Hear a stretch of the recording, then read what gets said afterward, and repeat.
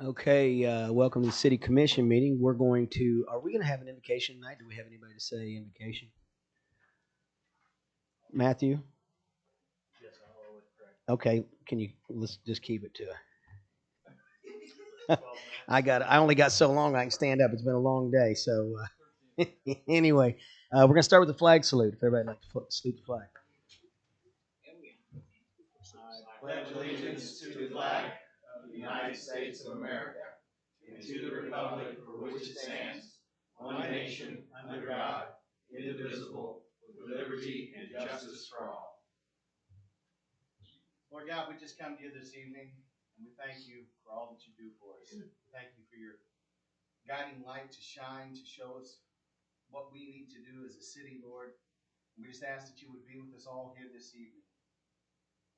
Lord, we always pray for wisdom because we need to know the right decisions to make.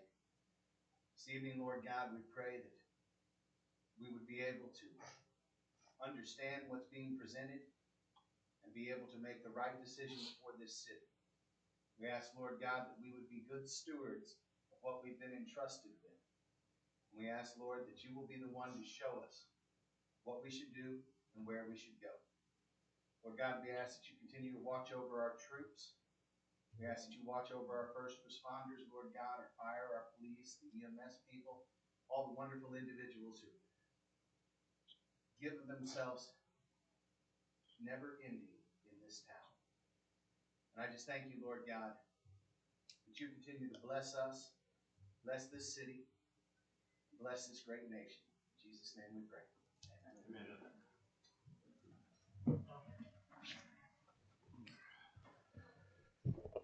That's a good job. Thank you, Matthew. Okay, and before we get started, I'd just like to say that I wanted to acknowledge the passing of Dick Hedges. Not that everyone in town's passing isn't a big deal, because it is.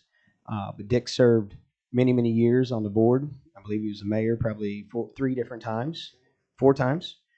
And that's more than anybody should have to suffer through. But Dick was a great guy and did a lot of good things for Fort Scott, so I'm sure you'll hear more about him in the future. But I just wanted to recognize him real quick. Okay, so first we'll go to the consent agenda. We're going to add item P to the consent agenda under number 12 under new business.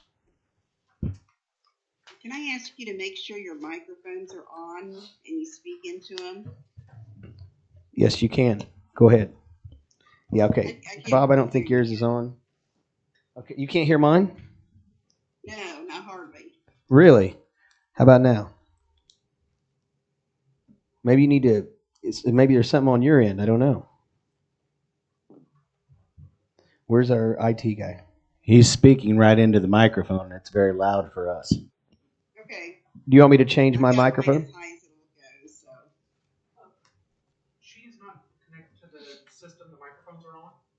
I know it's a little weird, but right where that camera's at is where the microphone for her setup is. Okay. It's kind of difficult to get it to where both computers will talk. One computer is not powerful enough for both to go at the same time, sadly.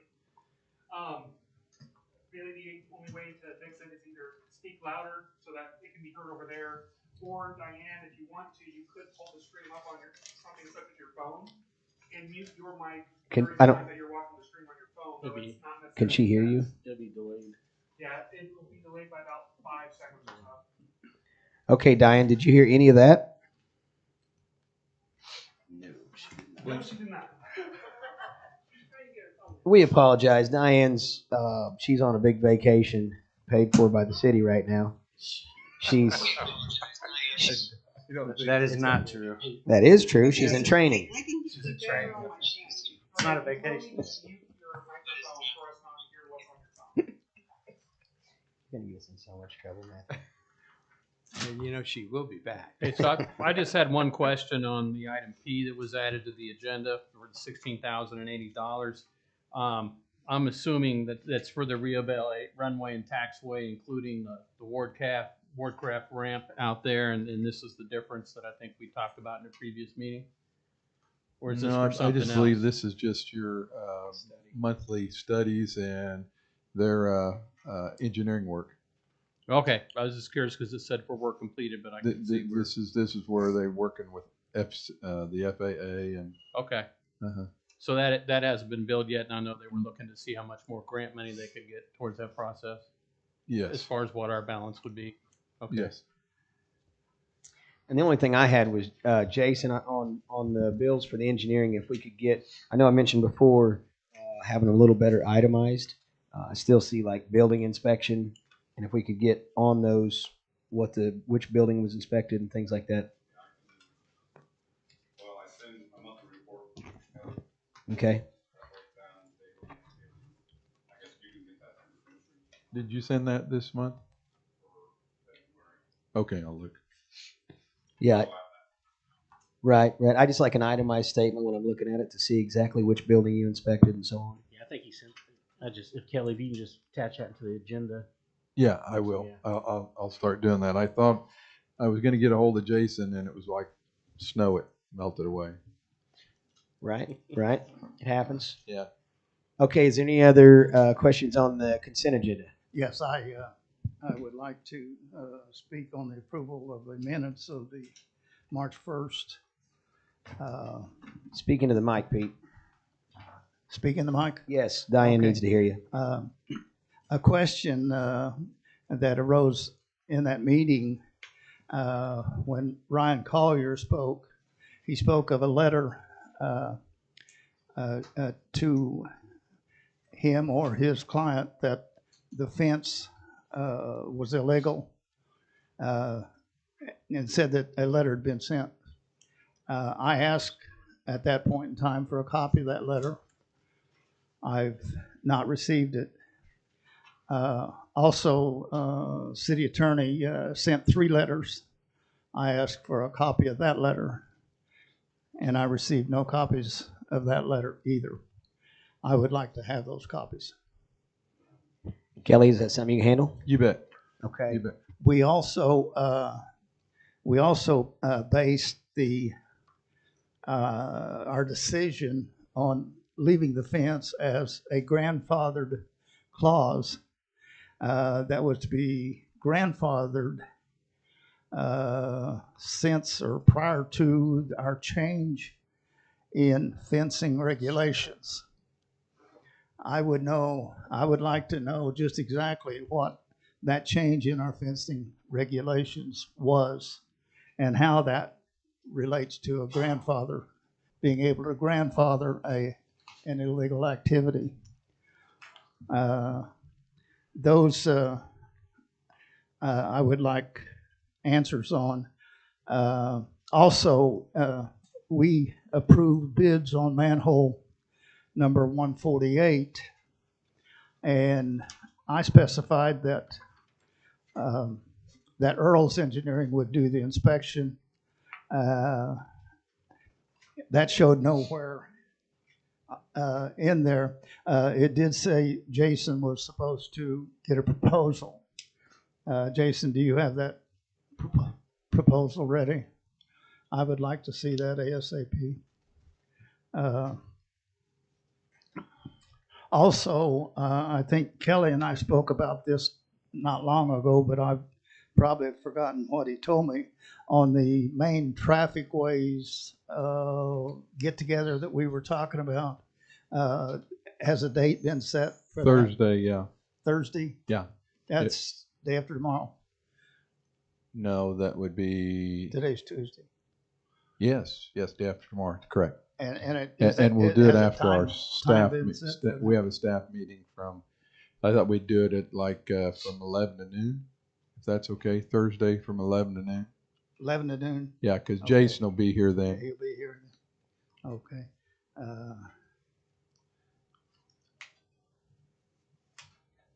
Okay, I think those are the only questions that I have regarding the minutes of the meeting. I'll make a motion to accept the consent agenda. Second. Pete Allen, Yes. Josh Jones, Yes. Tim Van Hookey, Yes. Matthew Wells, Yes. Kevin Allen. Yes. Up next, we have public comments. I don't We know. have to Sean Goins and Ann Dare. Okay, we'll go ahead and let Ann go first.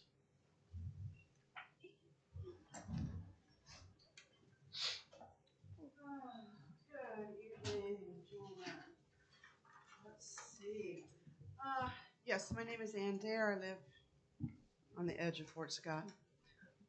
Anyway, last Tuesday evening, the Street Advisory Board held a meeting. I appreciated those in attendance voicing their opinions about brick streets. I also appreciated the attentiveness of the board. Mr. Gentry shared a list of streets, not just brick streets, that they would like to see addressed this year. So has the city made any progress on that list, or have you, from his list, created your own list that you're going to work at addressing? I also ask that you not forget what lies underneath these streets.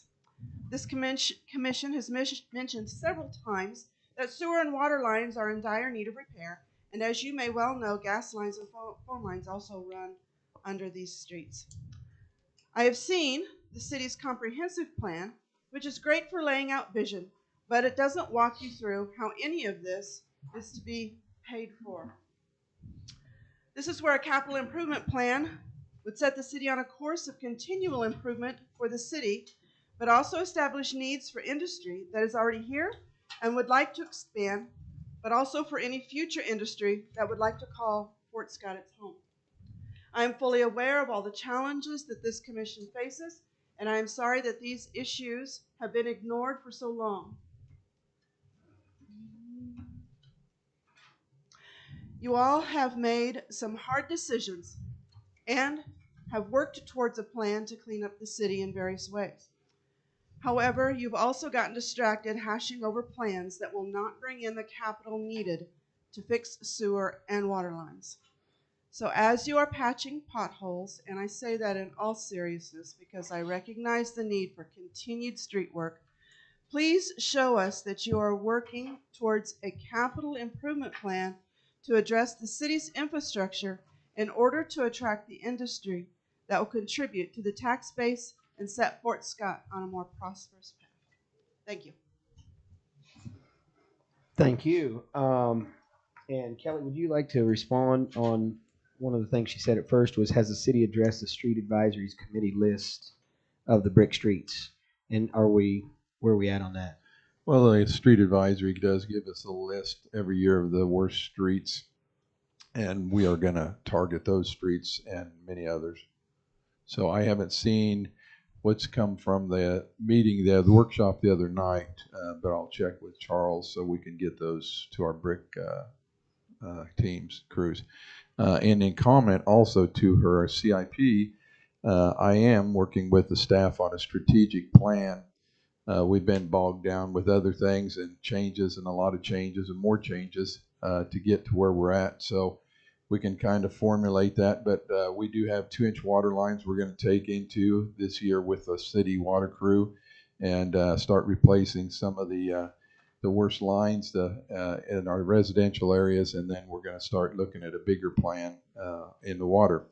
The sewer, we're going to take it. We've got a CIP that's rolling right now, getting ready to with No Walk, and I guess that is with the Old Faithful, but one for the CDBG loan. So we do. I just haven't got it published yet, but we will.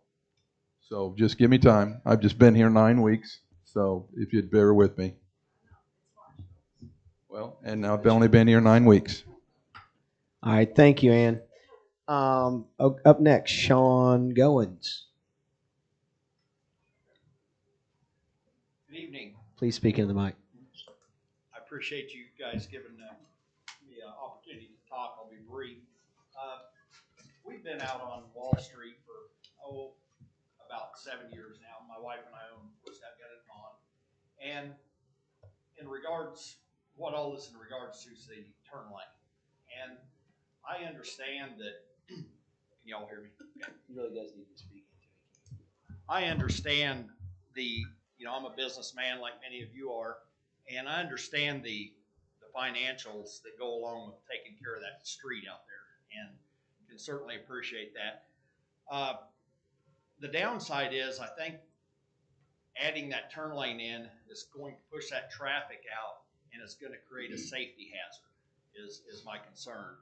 And, you know, we have a couple of examples here that you know, Travis, I'm sure is well aware of, and you folks are, of semi trucks coming off 69 around 5 corners, actually going both ways within a short period of months. And we saw what it did to a house out there that was, I don't know, Travis, do you know how far that was off the road? 120 feet? Yeah, probably. Maybe 120 feet. So, you know, right now we have a highway where, you know, I'm guessing they are probably 15 feet from my front door and other residential houses. If we put that third lane in the middle, it's obviously going to push them closer. And, well, not to mention the fact that we'll eliminate parking in front of our place. We do rent, have a lease agreement with Kevin for a parking lot there. Not a conflict of interest. Fact remains, there's about probably 4 parking places there. When all of our staff is there, we take up 3 of those. That's going to leave 1 parking place. We have nowhere else for folks to park if parking is eliminated on Wall Street. Sometimes we have 6 or 7 cars out there that are customers that are parked on Wall Street. I'm not sure where those people would go. That's the business side of it. You know, we do collect quite a bit of sales tax for the city, you know, for just a small business out there. But moreover, there's a lot of people out there that do not have vehicles. They walk. They walk from one side of Wall Street to the other. They walk on Wall Street when it snows, you know, because Wall Street's typically plowed and the sidewalks aren't. Right now, it's a challenge for a kid to walk across Wall Street simply because of the traffic and the speed. Once you widen that out, you create an even more of a safety issue and challenge to get across there. So I know you guys are looking at all the angles, and I just wanted to let you know what we've seen, you know, in our short 7-8 years out there, and just want to make sure we don't override a safety decision for the dollars. And I think, Sean, we're just in the beginning stages of this, and there'll be studies done that will cover that when we start meeting with the KDOT and all the professionals to look at every avenue like that. Like, you know, I'm just thinking of National is a good example how they put turning lanes in and choked it down in some of the areas. But you're exactly right. I've been to the east side a couple times, and people do frequently walk in the street. Like you said, if you take truck traffic right over to the curb, that's going to be a concern because then you're 4 feet, 5 feet from pedestrians and front door of several businesses down there, not just yours, but I'm just thinking down through there, Kirkland's and Aunt Tody's and yeah, absolutely. Well, and like the dozens and dozens of residential houses out there, if we had an occurrence like we did on 69, it wouldn't have just taken off someone's porch, it would have taken out through Sure. houses. I've had vehicles in my rental houses over there before, so. We've had tires come off trailers and hit our building. Mhm. So yeah, I understand. Well, there's still going to be that. I mean, Sure, that's sure. not. But I think the reason that we started looking into this, Pete, correct me if I'm wrong, but the reason we started talking about the turning lanes and things like that is because that's the way the state would give us some assistance. Well, we did visit with KDOT just after Kelly came on board, and we mentioned rebuilding of the Wall Street or Highway 54, as we call it. And I don't think that probably the time to discuss this is right now. But again, it is in the planning station, and I want to remind you that Highway 54 or Wall Street is 50 feet wide. Now, that would include, to do what we're talking or proposing to do, or just talking about, we can have 3 13-foot lanes, including the center turning lane. That would leave a 7-foot buffer on each side that we could designate as bicycle lanes. So as far as getting closer to the houses, maybe we're going to be 3, 4, 5 feet closer. But that would be all. We're not going to, those cars and those vehicles are not going to be driving right up against the sidewalk. And so we've got plenty of room. So So having the center lane would, in my opinion, improve the whole situation out there. And again, the reason we're looking at this is trying to maybe develop some more commerce on Wall Street to make that a part of the revenue generating income of Fort Scott. So it's just something that we're looking at. It's not a, Right. you know. Well, I understand well, also Sean's you- concern. You know, we're just at a starting point. Right, right. I understand Sean's concern as well because he's now purchased a business, ran it for nearly 10 years, and the majority of his customers park up and down Wall Street. Well, yeah, I want to impress too that I made a special trip out that street Saturday, shortly after lunch, and I counted 3 vehicles from the bypass to Metcalf's that was parked on the street. There were 3 in a little over a mile. Right. So you know, they're just not a horrendous amount of parking. Those 3 vehicles were parked in front of residences. I think Pete's right. It's probably, you know, this is a long discussion away. I will disagree with that. I've seen 15 parked along there sometimes. But yeah, I appreciate you coming, Sean. So I appreciate yep. it. And I just wanted to let you guys know, I wasn't sure where you were at Right. in this study, so. Yeah, we'll slow down now that you came in. Appreciate it. Thank you, Sean. Thanks, Sean. Okay, let's see. Lost my agenda. Okay, that does it for the sign-ups. Up next is Jesse Hazen for a parent's request to use Riverfront Park for his car and bike show for the good old days. Good evening, guys. Jesse? So yeah, like Kevin said, I would like to be able to use that new renovated. Could you speak into the microphone? I'm sorry. Better? Yep. We would like to use the Riverfront Park, the one that just got renovated with artwork and all that. We would like to be able to block off Maple Ridge Park Drive, which is that road that goes to the turnaround area, so that we could limit, for ease of organization and for safety, so that only show vehicles could go in there. Just so we're not having a whole bunch of vehicles drive around. And we would like to use it all day, because we also have in Pleasanton, there's another large bike rally that's happening. So we'd like to be able to kind of separate the car and bike show, where the bikers going from Pleasanton could still make it here.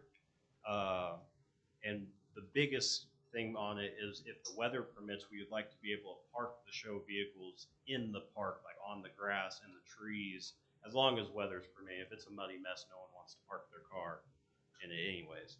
But that's kind of where I'm at with it. Jesse, are you talking about actually where like the pavilion is that fronts the road right there? Or are you talking like back by where the Stephen Toll paintings are? Where that is. Okay.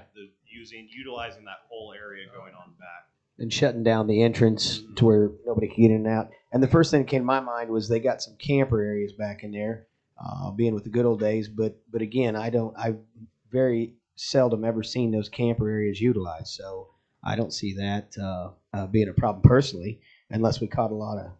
I don't. What do you? How will people access that area if the entrance to the road is? I mean, because those, like the Stephen Toll exhibits, are pretty far back there, so that's a pretty good hike if you don't have a car that's being exhibited. Yeah, right? So we own the shop right next to that park, and we have a big open lot. Okay. Cars technically there right now, but I've already talked to them, and I just have to tell them, hey, we're wanting to do this day. They'll kind of reorganize stuff, and that whole area will be open parking for anyone to be able to walk back in there, and it'll be, hopefully it's a nice day and get people outside. Right. And your main concern for shutting down the road, because I know exactly where you're talking about. So the gravel area will all have cars on it too, but you're going to shut down the road and then possibly have cars parked if it was decent weather under the shade. In the grass and those trees by that river gazebo, if you will, like in that first part along the road going in, it makes a really nice aesthetic to be able to have those cars and whatnot back there. We would have like a registration desk, like right when you pull in, and we would have a show representative guide the cars back, walk them in, make sure that park doesn't get messed up, the cars don't get messed up, not having people drive around all willy-nilly. Right. Have you, this is Good Old Days weekend, right? Yes, sir. Have you met with the Good Old Days committee at all or discussed with them Talked to him about on it? the phone. Yeah. So I know before they've had one. I don't know if they have one this year. And so. Okay, so so he's worked with you guys on this? Okay. Any other discussion? Do y'all like it being down there in that area? Okay. Well, I remember they used to do it on Scott Street over here. Well, and then they had it at Velocity one Yeah, I had year it as on well. Velocity. It kind of floats around every year. Okay. Yeah, the Scott Street's really hot. It's on bricks. Yeah. I think it's a great idea. It changes it up a little bit. It's close. And you might get people just parking for Good Old Days. And so people might park in your area, walk down there, and then walk up to Good Old Days as well. So I think you might get a lot of people just for adding the parking. So. Yeah, I put a big sign right out there on $10 National parking. Pointing that way. Yeah, $10. Yeah, it Bob- works in Nashville. I'm 25. fine with it. And if no one else has an issue, I'd make a motion to approve the request. Yeah, I'll second it. Well, my question is, has this been discussed with the park committee? Now Riverfront has their own committee as well. Well, that's Is that what you're talking about, the Riverfront? Yeah. I talked to Jerry Witt, Yeah. I believe, and he approved it. I came this way. Right. He gave me the okay, thought it was a great idea. Okay. And so then I came here to present Okay. this. Yeah, because that was gonna be my question. 'Cause I know Jerry and all of them. Yeah. Did you make a motion? Yeah, it's already been Yeah, motion it's been second. Yeah, Jerry, and then So we just need a vote, Diane. Yep. Josh Jones. Yes. Yes. Josh. Tim Van Hookey. Yes. Matthew Wells. Yes. Pete Allen. Yes. Kevin Allen. Yes. Thank you, guys. Thank So- you, Jesse. Would like a 75 Ford Pinto qualify? That's what you're in now. Thanks, Jess. Okay, up next, Kayla Hall with the Good Old Days.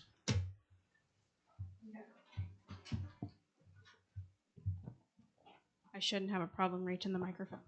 No, pull it down a little. Oh, I am Kayla. I'm with the Good Old Days Committee. For 41 years, the Good Old Days has been a family-oriented event that has not only benefited the citizens of our town, but has also drawn many visitors. Our committee meets year-round to provide everyone the best experience possible. All of this is done on a volunteer basis. The Good Old Days weekend is one of the most highly attended events in Bourbon County. During this one weekend, there is greatly increased hotel taxes, vendor paid taxes, and restaurant tax revenue that benefits the town. We as the committee have prided ourselves on providing family-friendly entertainment at little or no cost. Some examples of this have been face painting, balloon animals, caricature drawings, and zip lines. And in light of our difficulty securing a carnival, we are now able to add bounce houses to the list of fun entertainment for our children. And of course, I can't forget the variety of live entertainment that has always been a part of the experience as well. Every year, this is also an opportunity for the high school and community college to participate in fundraisers to support their own programs.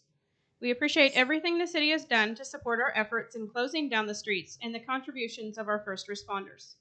As we can continue to provide this festival to highlight Fort Scott and boost economic development, we would like to ask the City Commission for a financial donation. $5,000 is our goal, but any amount is greatly appreciated. We strive to do our best in providing all the fun activities that will make the citizens of Fort Scott happy and entertained for our one weekend out of the year. With the loss of our carnival, we've lost a big chunk of income. A financial donation from the city would help us secure more bounce houses, a zip line, or more child-oriented activities. Thank you for your time, consideration, and support of the Good Old Days. Good job. You Thank read you. right through that. I have a question. I was trying to speed through it, but hey. Go ahead. Is there an Pete. admission charge? To get into the festival? Yes. No, sir. Okay. There will be fees for different activities throughout. Yeah, but and to that's get in, no. and I personally appreciate that because years ago that was always a big deal was the wristbands, and people would argue and complain I shouldn't have to pay to get on city streets, and it got pretty cantankerous at times. So I appreciate you guys being able to still figure out how to put that festival on and not have to charge admission to it. And I'll just tell you what we've done with other entities that have came in here, such as the fairgrounds. Bobby Reed presented his case to us. Who else was it? Somebody. Oh, CASA. Yes. Yeah, Cost is one that comes in with us. And what we did with Bobby was we gave it a couple weeks to give it to the city manager to look over the budget and come back with a recommendation on what we would like to donate. And I think that's what we did last time with Bobby. Yeah, I think, Kelly, have you already looked into that for this? Because we knew this Yeah, request was we coming. could do the same thing for them like we did for the Fair Association. Okay. The economic development, give them 5,000 if you want. And that's coming out of the sale. Is that where the fair came out of the sale of the First Source building? Yes. Basically. Right. Well, Economic we development. we could take that out of the porta potty fund, could we not? Once we get the bathrooms resurrected in the parks, we will. Could somebody please turn Pete's mic off? Well, I'll motion that we take 5,000 out of the economic development and donate it to the good old days people. And I'd second that. I think only if Kayla has to come back and give another speech. Yeah, she was. What would you like me to Speed talk reader. about next time? 5,000 a pop, she'll be here. I'm coming to the Come next back. meeting. You tell me what you want me to talk about. After it's over, if you guys want to kind of give an update, kind of give more promotion, everything. Yeah, I think it'd be good. the committee chairman still will be coming in here to a future meeting to kind of lay out, if there's any changes to how it's been traditionally in the past. And I'm sure that the committee can ask him to make sure they include all of the items that are going to be taking place that weekend. Something that I know they're doing this year for the first time is they're actually going to have the fire truck, matter of fact, fire chiefs out there about highlighting our first responders and doing an extrication exercise for folks to watch, and maybe the new 100-foot fire truck among that. And then I think Travis's folks were working on something as well. So very community orientated from what I've seen from them so far, but I'm sure the chairman will be happy to come back here and address those items. Travis's folks used to do a lot of exhibitions up there during the dances back in the day. It was Down near the beer garden. Yeah, down near several beer gardens. Late at night. Yeah, I may have been part of those exhibitions at one time. But anyway, thank you, Kayla, for coming in. Oh, we got to go ahead and vote, Diane. We gotta vote. Yeah. Matthew Wells, Yes. Tim Van Hookie, Yes. Josh Jones, Yes. Pete Allen, Yes. Kevin Allen. Yes. Thank you. You bet. Thank you for coming in. Thank you, Kayla. Okay, next on the agenda is old business. Number one is the demolition agreement changes. Newest changes highlighted in blue. I had a chance to review these, Kelly, and I had a few things that I'd like to Go ahead. speak about. And do you guys have any things to speak about on the demolition agreements? I only had one item, and I don't have a problem with it. I noticed that it's instead of being 30 days to remove the structure, it looks like you gave them 20 days to actually accept the contract award, Correct. and then 15 days for a total of 35 days. Correct. And so I'm fine with that because, it seems to me like 15 days, depending on weather, could be an issue for somebody to do that. That was my only thing, because I don't care when they start. I just care when they finish. So Right. to me, to make it less confusing, I would love to see it must be done, even if it is within 35 days. Yeah. After the contractor's given Notification notice. of award. Yeah, and I think it just makes it cleaner. And I put in there also, guys, just to because, like you said, Tim, with the weather, sometimes that can be a little tough. So I put maybe the wordage could be unless otherwise authorized by the city of Fort Scott for good reason to be not done because of weather and such. I mean, I like the aggressiveness of the 15 days. I'm just trying to be realistic. Could There we be do an that issue. as an extension, like Skitch is saying, rather than just grant it that way? I mean, you're not going to have a lot of days like that, but Yeah. could we do that so it actually gives a little more of them connecting with us and being responsible to us? I mean, that's okay. I like, to me, as a person that does this kind of work, I mean, these houses have been up here for 40, 50 years. Yeah. And I agree with doing that. But like, let's say a situation we got into last time, they didn't get approved. You could have put a bid in and not had a lot of work at that time. And so you bid it, and then it drag out for 3 or 4 months through the process where you get into busy season, and then the contractor gets, say, 5 or 6 houses or whatever, and all of a sudden he's going to have to get all these houses done within that amount of days. So I don't want to, scare people off from the bid process. Yeah, see, that actually would make more sense to me, just in my opinion, if it said that if the contractor doesn't execute a demolition agreement within the city within 10 days of notice of award, then the city can move on. But I would still move the must be fully completed within 30 days. Yeah, I think that's clean and simple. Yeah, you got 10 days to accept the contract, or we go on to somebody else. And then you got from that 30 point, days you got after 30 that. days to take it down. Okay.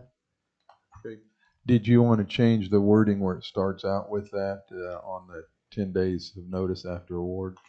And It says 3 on mine. It says work the contractor is required to perform under this contract shall commence within 3 days. well, after the contractor is accepted. They execute it, but you could put Started on page 2. the bottom, if the contractor who has Paragraph awarded 9. the bid starts out with that instead of it's a notation at the bottom, or does that make sense? Say it again. Okay, just change the order of the paragraph. Honestly, to me, the 3, 15, and 20 is just so confusing. I would just make it 10 and 30. I mean, once again, I don't Okay. care when they start. I just want it done within, X amount of time. 40 days. I don't care if they start in 3 days or 20 days, as long as it's done in 40 days, it Well- doesn't matter. Yeah. Like I said, realistically, these houses have been up for a long time, so 40 days is not that much more to get them But at accomplished. least we've set some firm date Sure. to be going. Okay. And I would like to, if you guys are okay with it, and say unless otherwise authorized by city personnel for weather or something like that. Extension. Yeah, for an extension. Yeah, I'm fine with that. Matthew, do you have anything on it? Could I suggest that you say the city manager Yes. or his designee, because Yes. personnel means I like that, Bob. a lot of other people. That's why you're here. Well, Diane might be handing out extensions. no, I'm not worried about that. She'd call me. Okay, under number 7, it says removal and salvage of existing buildings. Item B, it says upon the demolition and/or removal of the premises of a building or structure in accordance with this contract, such building or accessory structure or the remains thereof will become property of the contractor, except for the personal property of third persons or of occupants of such building, will not become the property of the contractors. So a lot of these houses that you come upon have stuff in them, whether it be refrigerators, couches, chairs. One of them I tore down had a toolbox full of tools. I don't understand how you're going to regulate that. And if that's going to be in there, that's a great deal because everything in there is personal property. So the city of Fort Scott's now going to be on the hook. Somebody is for getting all that stuff out of that house because the way that reads, it says, except the personal property of third persons or occupants of such building will not become the property of the contractors. So I think that's a very confusing line as well because if I went over there to tear down a house and there was some goodies in it, then you'd be able to say those are not yours because the way it is now is once you get that contract, every bit of that property is yours, and you're responsible for removing it. So if that's in there, and it reads to me, and correct me if I'm wrong, that there's not going to be any personal property in there. Well, it actually says except that personal property of third persons or of occupants of said building. Right. So those actually belong to somebody else, not necessarily the city, and it may be renter's property. So I'm just saying, if I'm going to tear down this building and I got it, and I go over there, there's tons of personal property in there. Right. What do I do? Well, by law, we need to get that property off of there and either store it for whoever it is or get a hold of them and get it out of there. And how do you know if it's third persons or the occupants and not the owners? That's where it'll have to be researched, I expect. Ooh, see, I think, and here's what's going to happen. My opinion again: these houses are full of crap or stuff, and so now you're going to get into the sticky wicket of, hey, I got this bid, and I went over there, and it's got a ton of stuff in it. So now my 40 days, are we going to exhaust city? And maybe, I know in the car business, we have to give so many days, Bob, and so is that something we can put in the paper? The house will be demoed on this day. Anybody has any property in this house, it must be removed by X date. Yeah, I think you can. The problem is exactly as you guys are talking around it, is oftentimes the reason the house is in this shape is that you can't get a hold of the person who probably owns the property, owns the personal property, or if there's anybody that owns it. And so I think you need to drop dead date like you're talking about. I don't know if we can just put that, like I said, in the wording in the paper when we do the demo. I think you could. I think that needs to be handled before the bid process. Yeah, especially as we start taking down a lot of the what would be called your demolitions by Default on taxes or but the land bank, you Mhm. know, and as we go after properties that are unstable and unsafe structures. So yeah, I think you're right. We need to probably publish that in the paper. Can you just work with Bob on that wording on? Yeah, just circle item B there under number 7. And if you could work with Bob on how to legal that up to where, because I just thought that'd be very confusing if it's We myself. could probably be notified in the paper for those possessing those and we'll word that up. Yeah. Okay.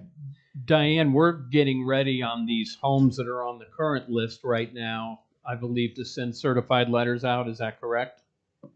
That's correct. So maybe within that certified letter, we could include that information. And I would also like to ask that in that certified letter, there's a copy here that Kelly has of a land bank donation letter. I would ask that when those... That's just a resolution that is sent out. Okay. That is, that was drawn from the Kansas state statute. Okay. So if there's a separate letter that needs to go out, it probably should have go out from the codes department. Okay. Well, yeah, that's probably. I mean, that's best.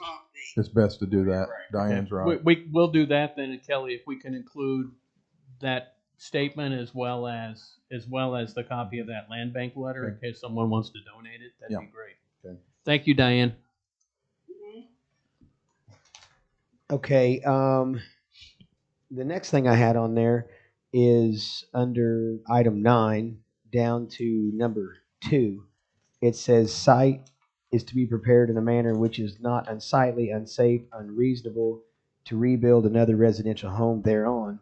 Final topsoil shall have proper slope for runoff for future development. I just don't know if we should have something in there about the type of soil you're going to put in once you come into, say you dig down 2 feet, this house, taking the footings out and things like that. I don't think you want topsoil in there. I think you need to put something in there about it needs to be compactable material, whether it be, I think clay is what they call for, up to, and if you want a cap of topsoil. I mean, I may be looking too far into it, but usually when a house gets demoed, you bring clay in and compact the soil to where they have a good building base, and seed that. See, and that's where we may want to reference that with number 4 down there. It talks about that. So we may actually want to take that same language. Anything that's subsurface needs to be of a compactable material. Number 4 was the next one I was going to read. It says any basements under structure must have the floor busted out. All cavity walls must be removed and 3 feet below grade, and cavity must be filled with properly compacted comparable soil. So that you're right, but I don't know if the 3 feet needs to be in there. And the only reason I say that is because the footing, if it's 2 feet or what have you, it just needs to be the walls and the footings. Correct. Need But to be any removed. subsoil would need to be right. compactable material. What I'm hearing here is that maybe we need to have a work session over this. So let's table this, set up a time for a work session where you guys can go over this, finalize the language, and then we'll bring it back for a vote. Yeah, I don't know about a work session. I really don't want a work session over it, but I'm good with Kelly and Bob and two couple guys, two commissioners getting with Kelly and Bob and whoever it is. Well, that's fine because I have 3 more areas that I'd like to talk about. Okay. Yeah. Yeah, maybe we could do it with Skitch and get it hammered out. Yeah, I'd say 2 commissioners would be good. Whoever. Okay. Was Matt, Kevin, Pete, and Kevin, Tim and Kevin, just not Josh and Kevin. Yeah. Just not No, Josh I and don't. Kevin? I don't care. I was willing to handle it tonight, but if you want to move on, we can move on. I think it'd be good, and then you just bring it back and maybe you can send it out. Yeah. Before, Email it. Yeah. And then we can kind of Okay, poll Yeah, I think it's important that we get it done and get it done right because Yes. again, we're still having issues with a home that was torn down that it still doesn't appear as though everything was correctly done on it. And you know, I think you have to spell it out. And Right. but I do think it is something that probably someone that knows about this as well as Kelly, a couple of the commissioners, you guys could probably hammer this out. Yeah. So, do we need a motion for that? Diane? No, we don't need a motion. We'll just table it. Mr. Mayor, did you want to cover the other two items you had on that? Well, I was gonna, but I Yeah, mean, if you want to want go real to, go quick, ahead. just cover it. The two items, that way we kind of know what might be changed.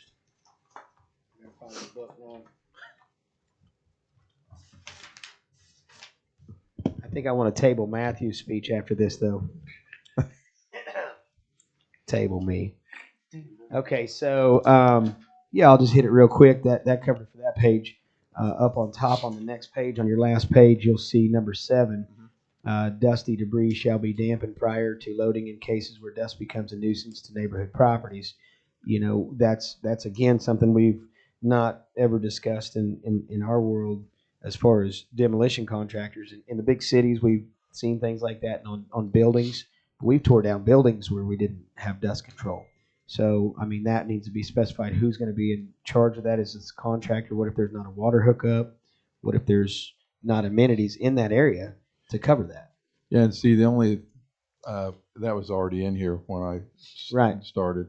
But the only time I knew that was even plausible was when you're removing asbestos siding. Is it has to be dampened and loaded wet, kept wet, moist, even when you're hauling it to the dump. So Right. that would probably want to be specific, don't you think? Specific to asbestos. Yeah, I think that's just something that needs to be discussed when we Okay. get together. And Okay. they just wanted to hear what my other points was. We can discuss Okay. that. Number 8, the local public agency shall determine whether or not the street side or the accessory structure shall be barricaded. You know, that's something, again, that's we've not done in the past. You know, the contractor can put up some road cones or whatever to keep people out of the way. But, you know, I wanted to discuss that a little bit. And Okay. if the calendar, number 10 didn't set well with me. If the contractor exceeds the calendar days as defined here, there will be a penalty assessed against the contractor at the rate of $100 per day until the work is complete. You know, again, you see that on big jobs. What are they called? It's not registered right now. The penalty- Liquid damages. Liquidated damages. And we're in such a small community. Mhm. Again, I see sticking to itiveness, but the $100 a day, I don't know. How about $100 a week? Well, There's 7 more days. yeah, I mean, we can discuss it. Or- And I'm not okay.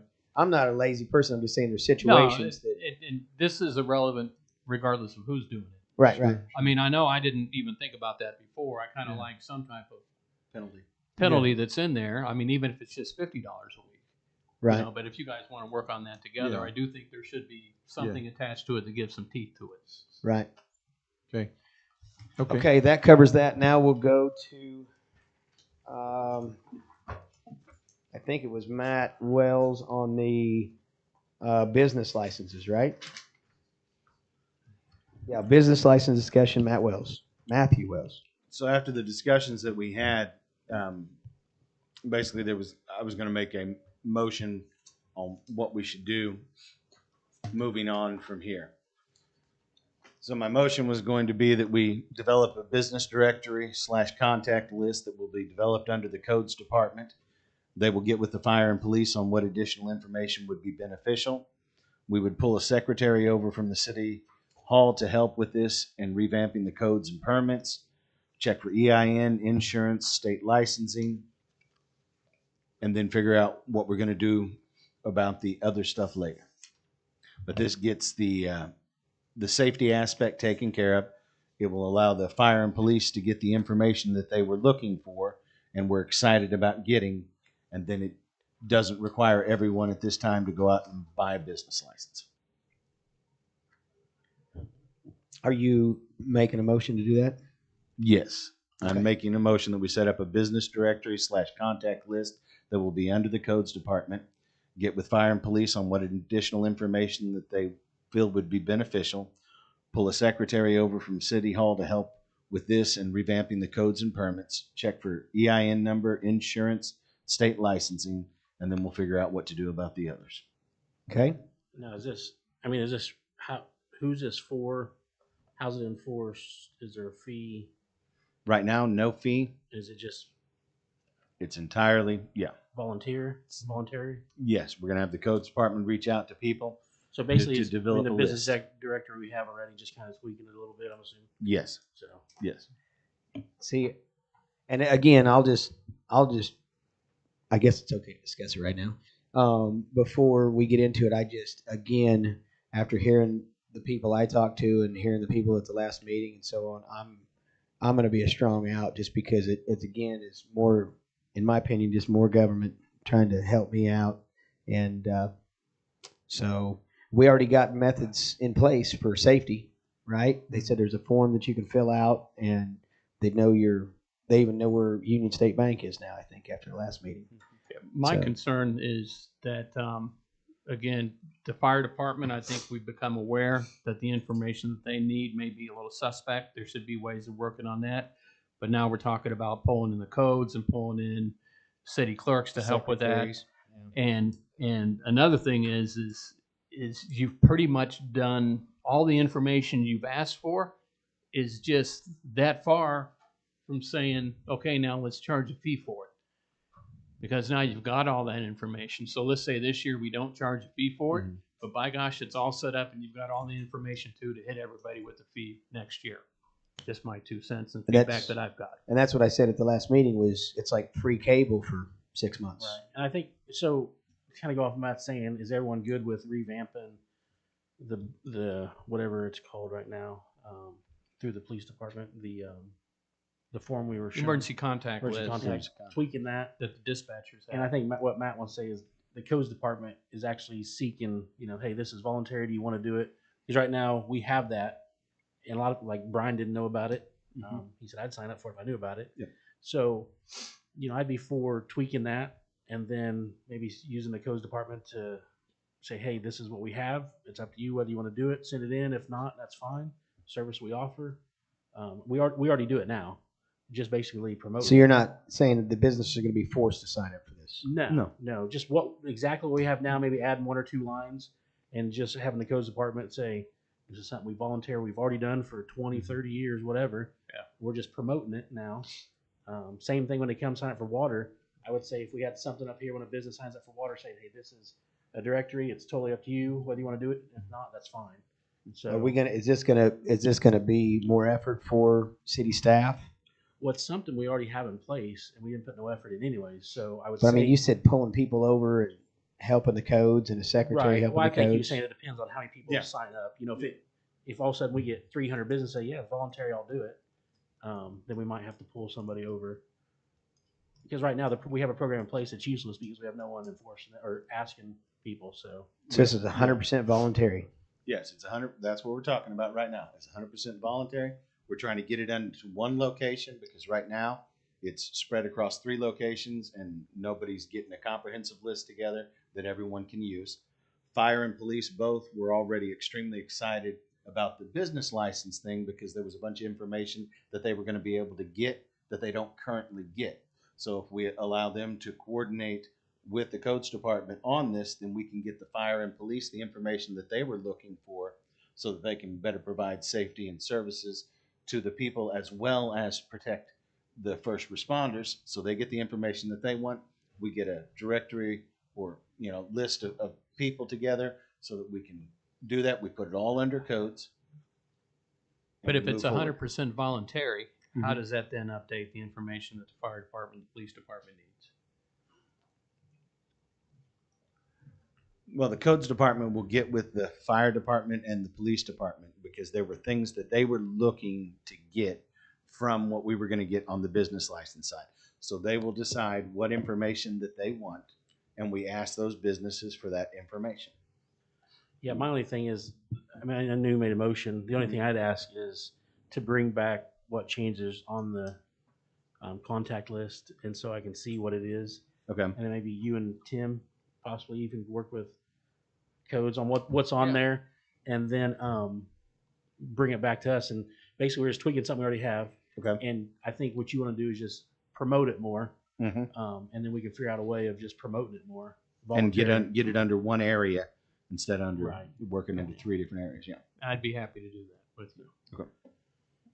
So we're tabling your motion? No. Or no? Well, Still I got mean, a motion? I would rather just wait and see what's on that, and then Yeah. I don't know if we need a motion. Okay. I mean, I would just like to see that form tweaked, and we'd have to approve the form, and then if we approve the new form, and it's something we already have, and then we just give direction to whoever to go out and how are we going to do voluntarily. Totally, you just make sure this is something we've already had. You don't have to whether you send it and either send it back in or what. So as long as that's clear. Look at what we have and Right. ask fire and EMS, what's missing on here that you guys would like to see. Right. And legally, I think that Matthew's already made a motion, so we'll probably have to. If no, does anybody want to second the motion, or are you just going to wait and die for lack of a second? It would die for lack of a second. Yeah, or you withdraw either one. So. Okay, so you will work with Tim. We're going to say the motion dies for lack of a second. There's no second, and work with Tim and bring it back to us. Does that work with you?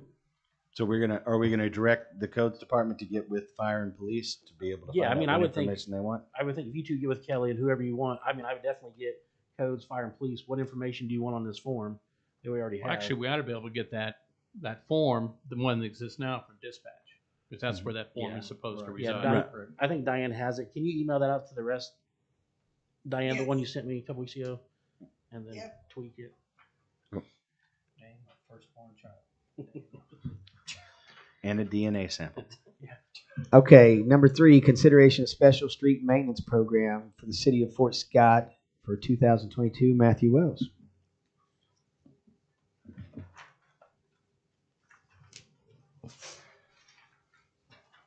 All right, so everybody got a copy of the street maintenance plan. It was something that Pete and I got together with Jason from Merrill's Engineering and the guys from the street department. We worked out a plan on what we wanted to do for addressing the streets for 2022. We laid out everything that we wanted to get accomplished, where we wanted those funds to come from, and what we wanted to direct the city to do. So that's the proposal that was put before you. I believe that Pete has looked over everything and has decided that there are additional funds that can be spent on additional work. Do you want to address that? Yes. What we did is we have developed between Kelly and Matthew and me and Jason and Bob, we have developed a comprehensive street maintenance plan for the city of Fort Scott, probably the most comprehensive plan in the history of the city of Fort Scott. We're defining revenues where our budget comes from, and we're defining where that money's going. And the original what we talked about was based upon the fact that we had no crew. There was a time not long ago when we had a 2-man street crew. That totally kept us from doing certain things.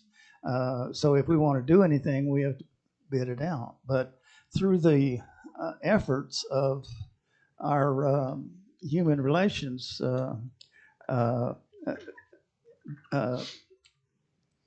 director, we now have 3 crews designated. And Kelly has designated those, and the street department, those are designated as a pothole crew, a brick crew, And a crack seal crew.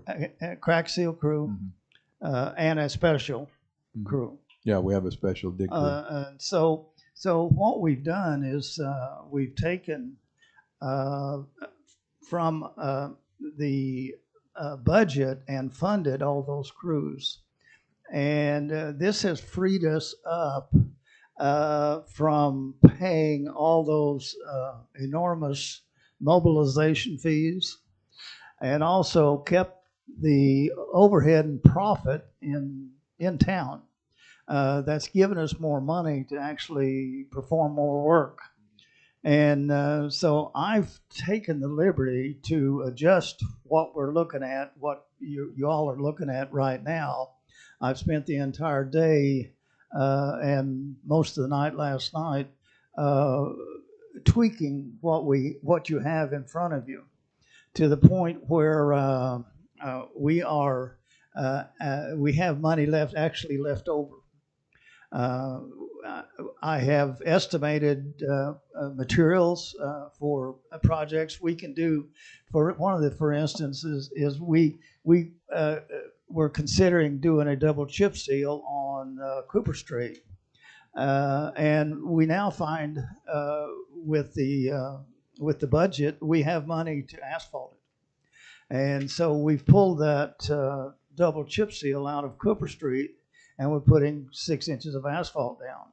And I've shown on a revised copy of what you've got there what our asphalt costs are going to be and how we're going to redesign that. We've also pulled out $200,000 from the budget to use for a street or a brick program. So we can add additional people over and above what we already have.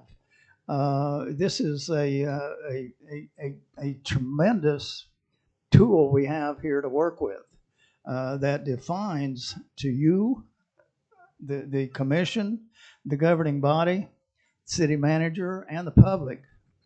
It defines in detail what our street department is attempting to do for the year 2022.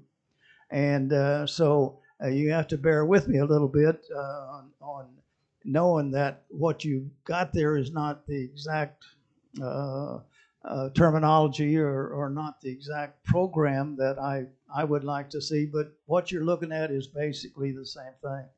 But your program is based on the fact that we were going to not do the work in-house. It was going to be contracted out. So by doing the work in-house, we're able to do more work, and I've added that more work into a revision of what you're looking at here. So what we're asking, and keep in mind that this program you're looking at it was approved by 5 people: Bob, Kelly, Jason, Matthew, and me. So what we're asking is that we make this policy. This is policy. Now, keep in mind, any policy can be changed. And if we make this policy, and the policy states that it'll be reviewed twice yearly, so that 6 months down the road from when it starts, we can review the policy. If there's things we don't like, we could change it. And if there's things we want to add to it, we can change it. If we're overrunning our costs, we can scale it back.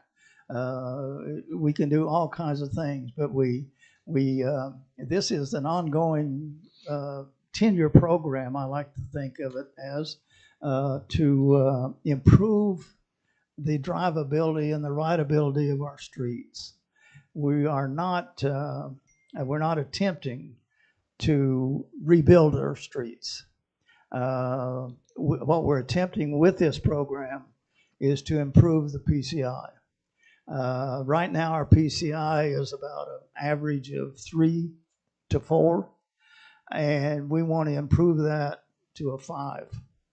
And we want to improve that at the rate of 100 blocks per year. And this program will let us do that. Interestingly, we find in the budget we have a $475,000 budget for equipment. I didn't know that before. That equipment would include our tank that we've already ordered. and whatever else that we decide or the street department decides that we need to implement this program. But what we're doing here as a commission is we're giving the city manager instructions called policy. We're giving him $1.9 million to do this work with. We're giving him the advice and guidance of a city engineer. We're giving him all the tools to work with. But what we're doing is we're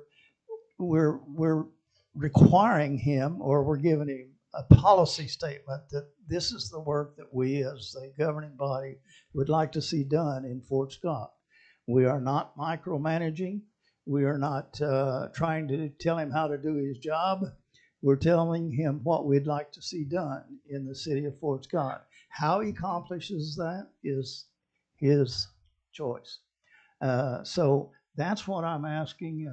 That's what Matt and I are both talking about. We're asking for a policy statement, which includes all these items. And keep in mind that policy statement is reviewed twice yearly. So like it says, we have met with the street guys. We have met with Jason. We've gone over this plan. The street department believes that this is something that we can get done this year, including re-asphalting Cooper, if that's the direction this commission would like to go in. I know we had talked about doing it another way at first, but the advice of others is that the longevity of Cooper will be best served by putting down that 6-inch base coat and then a 2-inch finish coat over the top of it to ensure that that road lasts longer. Okay, I guess I would say my only concerns is in the last several meetings. I've got 3 separate street plans and an addendum attached to it. Okay, this is number 4 that's out here in front of us now. But yet to this day, Cooper Street's still not done. I thought we were working that out. We were going to Cape Seal it, and then National's still not done on the east end. And I got to tell you, the folks in town, we can throw plans all day long. We've thrown plans all day long on how to do this. My opinion is, and I appreciate all the work that Commissioner Allen and Commissioner Wells has done, but we hired a city manager and we have a city engineer, and they should implement a plan. I'll ask you, is this plan we have in the binder here tonight, is that your plan, or is this a revised version after your meeting? The plan that I sent out is the RFP.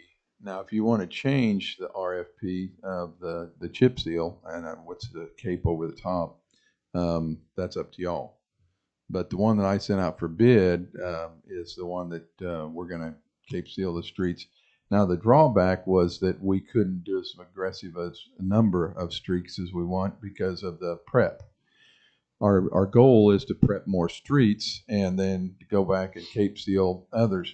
Now, the reason, and I'll tell you the reason I kind of pulled back on, and it would be lovely to have a Cadillac Street on Cooper with a double chip on it, is because of the fact that when you put a Cadillac Street on Cooper and everybody else is still driving in ruts, how are they going to respond to that? Now, I mean, we can always put asphalt on top of Cooper, and if you want to spend the money to do that, that's fine. But my thing was just to push back on that. I would like to see us keep that potholer and that crack sealer running all summer long and get as many streets prepped as we can so we can do a bigger chip seal. And if we have money left over next year, that we put it on those streets. Just as an estimate, if we asphalt Cooper with a thick layer, how much of the street budget is that going to eat up for the year? Well, I mean, you got money left over, but it's probably going to be a difference of probably what, Pete, 200,000 roughly, about $200,000 difference. Total cost of asphalt is about $175,000. Yeah. Regardless of what we're going to do, we're going to put down AB3 base rock. Exactly. We're still going to do the same on the base. That's going to be done anyhow, Yeah. whether we chip seal it or whether we asphalt it. So to answer your question, the plan that you have in your binder is the plan that Kelly and all of us worked out together. Yeah. Except Cooper. Well, and Except Cooper. Except asphalt. Which I do agree with. I was reached out by 2 public works director / engineer, and both of them conveyed that a double chip seal will never hold up on Cooper Street. Now, I know you say it will, but I just want to be on record well, saying. I didn't say long term, but at least that'll get us. Well, here's the other thing, and we're playing kind of roulette with asphalt prices and oil prices because of the pricing and the price gouging of the going up on prices. So the point is when do we pull back on the amount of oil products that we do and just do prep work this year so that we can do more when the price comes down and gets reasonable? That's the other thing. I just don't want to see us throw hundreds of thousands of dollars away that we could do and really spend time prepping and getting streets smooth so people can drive on them and then not just in one place. Is all I'm saying. No, I agree with that. Yeah. I don't want to double chip seal Cooper and then 6 months it's already messed up again. Okay, but as far as this plan that we have tonight, compared with your original plan, they're different plans. Well, that is the one that we have tonight in front of us is the one that Bob and Matthew and I and Pete had worked on. Pete had made some revisions, and we pulled out the $200,000 of the First Street and things like that because we didn't know if that's actually something that we could get to. But he's suggesting extra staff. It was what Pete has was a little more aggressive than what we wanted to commit to. Isn't that right, Matthew? I mean, we want to do it, but we wanted to put some extra effort in street prep and some of those things instead of leveling brick at this point. And I don't see in the version from this evening or from today in our agenda the call out for the $200,000 unless I'm missing on what page to go to the brick streets. No, that would be the additional that Pete is proposing in this new Okay. thing that he has put together. Because I know there's been a lot of talk and a lot of stuff on social media lately about the brick streets. I think there was a very candid conversation from some of the citizens in here during the last street advisory board meeting. I was here for the meeting, tried to make it, and I don't think it's fair that we can actually say anymore that every single person, wants to keep all the brick streets in town. Mm-hmm. I think a lot of the consensus that I've been fed back, and I would welcome feedback from any of the other commissioners that I know have gotten feedback on this, is it seems like the historic district and select streets are the most important. Mm-hmm. And anything beyond that, we're clutching at pearls or clutching at bricks on ever having, because some of these earlier plans that we have here, one of them said $140 million in 100 years, another one said $140 million in 62 years, and the time range of it all completely changes with each plan over the last month. So what I would really like to see is to say in here that every brick street is historic, and then to go on and say that if, regardless of what's going to be better for that neighborhood, that we have to send letters out and put a notice in the paper to that people living on that street that we're going to switch the street. And then we're talking about getting civic organizations or citizen workforces to flip the bricks and stuff like that. Again, let's just fix the street. If it's not in a historic district and it's in horrible shape, I mean, we have been, and I know Commissioner Allen has done a ton of work and study on this. Matthew, I know, Commissioner Wells, I know you're passionate about the streets as well. Maybe I am that outside set of eyes that is just saying, I know where I live at. I've owned my house for 6 years. Mm-hmm. The street is horrible, and people are getting frustrated. Well, and let's be honest, we have enough streets in the historic district that we all agree that needs fixed. Mm-hmm. I think Tim as well. Yes. I mean, I think by the time those are done, we're going to be long gone away from this commission. So I think we focus on those that we all agree need fixed. Well, that's why the 2022 plan, and I think you all realize and recognize the fact that we have spent a ton of money, or there's been investments downtown on First Street between between Main and National, and by the demolition of that western building, that street is totally torn up. Which one of you doesn't want that fixed? That's what I'm proposing to be fixed this year with the $200,000. Right. I found the $200,000 by by the city doing their own work instead of having to hire it out. I understand that, but we also said that with Cooper Street. We also said that with Andrick Street. We what? We also said that with Andrick Street. We also said that with Cooper Street. And we've had 2 trial runs with the city doing their own work, and both of them have not been very well. I would just want to say for the record, I love the brick streets. They're charming. They look great. People that come to town do love them. But if it's standing in the way of people being able to drive down the road, you know, and not have to go in and get their suspension fixed, and it's something we could do. But to your point, yeah, we have a lot of asphalt streets that are on this list that need to be fixed, and Cooper Street needs to be fixed. And maybe we'll get a grant down the line where we can save more of the brick streets and stuff like that. But I just have a problem with some of the feedback that we've had is pretty much saying it's a cardinal sin if something happens to a brick street.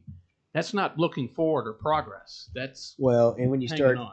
yeah, when you start getting out there and saying we're going to send out letters to residents to Yeah. see what they think, I mean, in all honesty, they think that they're going to have an election and they're going to elect people to make the best decisions for them. So That's what we were elected for, is to make those tough Right. decisions, whether we like them or not. right, and they've got an avenue to come to the meeting or yell at us in the street or whatever they need to do. But if you send out, letters of every time wanting to know your opinion, we're going to be collecting opinions for quite a while. So, hey, Diane, you got company back there. Yeah, I still can't believe Josh was brave enough to put those Facebook questions out there. But He loves drama. So, Josh, are you in favor then of asphalting Cooper Street?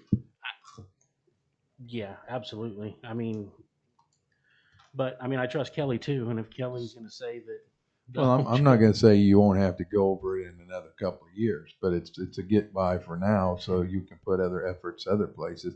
You still got to seal that street, what kind of base you put on it is the thing. And Pete's right. If you want to do it right, that's what you got to do. Put your base down and your top. And the same way with First Street. That is a horrible brick street, and the bottom's been kind of kicked out of it. But our things were. Where do we want to spend our priorities? I guess that's why I should ask the commission. I mean, you guys Cooper- are the ones that are going to take the heat. I'll do whatever you tell me to Cooper's do. my number 1 priority. Okay. Right there in Horton Streets. They're probably tied. Okay. So I understand 6th Street, Margrave, but we need to finish. So Street we can. I mean, with like Pete saying, we have the money because we had to back off this year. We can asphalt Cooper Street if you want. I mean, I honestly agree with them because Cooper has been such a hot topic, and it not only affects. We talk about it affecting one home down through there that you may know the person who lives there, but anyway, it's also there's a dead end back in there with Tim and Tim Stephens and all those people that live back in there, and they're affected by it as well every day. They're covered up in dust and dirt. They didn't purchase a home in the county on a gravel road, so they can't understand what's taking us long. So we need to. That needs to be our. Well, then number. I'm going to motion that we accept the street maintenance plan with doing the asphalt on Cooper Street. My question is, when you're saying street maintenance plan, we have 4 or 5 pages here. Are you asking to adopt the whole thing? Yes. Because above the thing it says the project schedule for capital improvement will be engineered and rebuilding submitted for KDOT for C-CLIP funding. We are hereby directing that the parking areas on both sides be designated as driving lanes with a center turning lane. We can change that paragraph. There's just we can change that to we are by directing a study. right. And my other question is, Kelly, to save that money to do that, we're still bidding out the Cape Seal, right? Yes. We Okay. haven't gotten anything So- back yet. No. I mean, do you think we have the funding to bid that out and asphalt Cooper Street? Yeah. Yeah, that's all And included in in this fact, plan. if we knock the Where Okay, is that extra money coming from to asphalt Cooper Street that wasn't there a month ago? Well, we were with the program Pete and I were working on. We were doing a lot more streets than we could prep for. So we're actually taking the streets. I mean, we're still going to prep for them, but we're not going to be able to Cape Seal as many this year as we want. But so we're still going to prep, Right. but we're going to take that Cape Seal money and put that in asphalt. Yeah, the Cape Seal was originally scheduled for 100 blocks, let's say. Yeah, it was a little too aggressive. And we've cut that way back to maybe 20 blocks, 2.1 miles. Yeah. Or And then we'll thereabouts. start. How many blocks did we bid out for on the Cape Seal that we sent out RFPs for? Well, we sent out for 886,000 cubic yards. Yeah. And that's based on the numbers that our street crew believed that they could get ready for the Cape Seal by the time we need the Correct. Cape Seal this year. Do you have any idea how many blocks that is? It is all of, from my understanding, that was Broadway to Charles, 6th Street to Horton, the portion of Horton that we are not going out for the grant on, and then Give that to Josh. That was what went out, was the list that we were able to put together. it's those. So those all these roads will still right be Cape sealed. Yes. Cooper Street will be 6 inches of asphalt. Yes. Yeah. See, Because see that comes back if you figure that at about I think Pete and I were figuring about $2.50 to $3. That's you're still only spending a third of your money. And this is still based on the $1.2 million Mhm. we have to actually put on the. Yeah. So we were going to have a lot of carryover, and we can. I mean, we're definitely going to prep. So having carryover is nice. So if we get our connecting link or we get a cost share with KDOT this year or next year, we'll have money for that.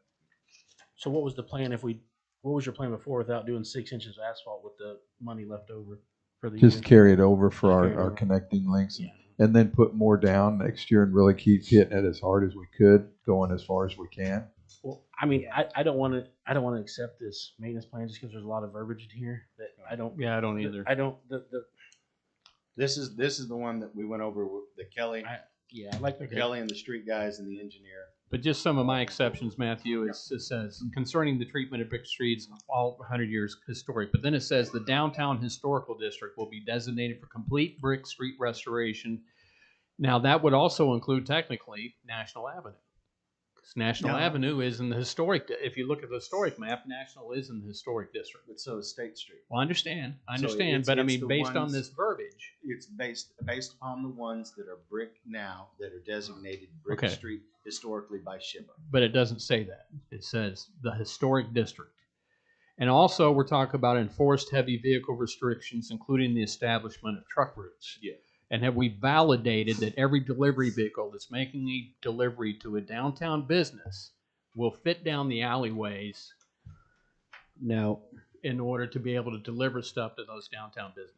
a lot of these big trucks are parking in the center of the street, from what I'm seeing. Yeah. Tractor trailers that are parking in the center of And Wall I Street. don't like that, but I mean, we can't shut down the downtown business. They've got to be able to get their products and their goods. There are trucks right now that bring goods to businesses on Main Street that stop on Wall Street. Wall Street will remain a truck route, and they deliver their products down both directions from Wall Street. That's just the way we do it. That's the way we do it now. That's the way we can do it in the future. Well, I'm just curious. I think I'll go out and take a look at the alleyways because I would like to see the heavy trucks off of the brick streets as well. But I'm not willing to make commerce downtown suffer unless we've got a solution for them that'll But work. this is saying we will establish the heavy truck routes. Yeah. It's not. We're not saying right now that this is the one that we're going to establish. What it says is we will, as a commission, establish these truck routes. Yeah. And so by going and looking at your alleys and figuring out where you feel like we need to direct the heavy truck route, then that's something we all come together as a commission to do. And This then gives us a plan moving forward. I mean, to me, this Because- is putting. Because right now we have no comprehensive kind of plan ambiguous. moving forward. Well, I mean, it's putting 4 or 5 big things all in one. To me, it's almost like when you see the federal government putting out a 500-page document with all these things in there. I mean, as you look, and like you said, the turning lanes on Wall Street, no brick streets will be overlaid with asphalt, the truck route, and I'm just not for. I'm for. I mean, the work you put in, I like it, but there's some things I couldn't agree with the whole plan. But I mean, I love the part with 6-inch asphalt Cooper. I would love to change, our Cape Seal program to doing what we already bid out and doing 6 inches asphalt on Cooper. I mean, I think it's just too much in there for me. Well, why don't we get our city engineer's opinion? on the plan. And I know he's Well, seen and that- read the plan. That's fine, but there's things that his opinion, I mean, nothing against, but turning lanes on Wall Street, I don't think. Let's get his opinion on the plan. Okay, well, your opinions on Wall Street turning lanes. What's your opinion on that? That basically on Wall Street, we're looking at alternatives. Right. So when we sat down with KDOT and said we want to propose a submitting for the C-CLIP program, which the year of that construction would be 2024 or 25. So we're going to put in for 24. But what we ended up doing was saying we would like to, estimate it's $1 million program. KDOT will fund $1 million. The city share is 10% plus whatever takes you over $1 million.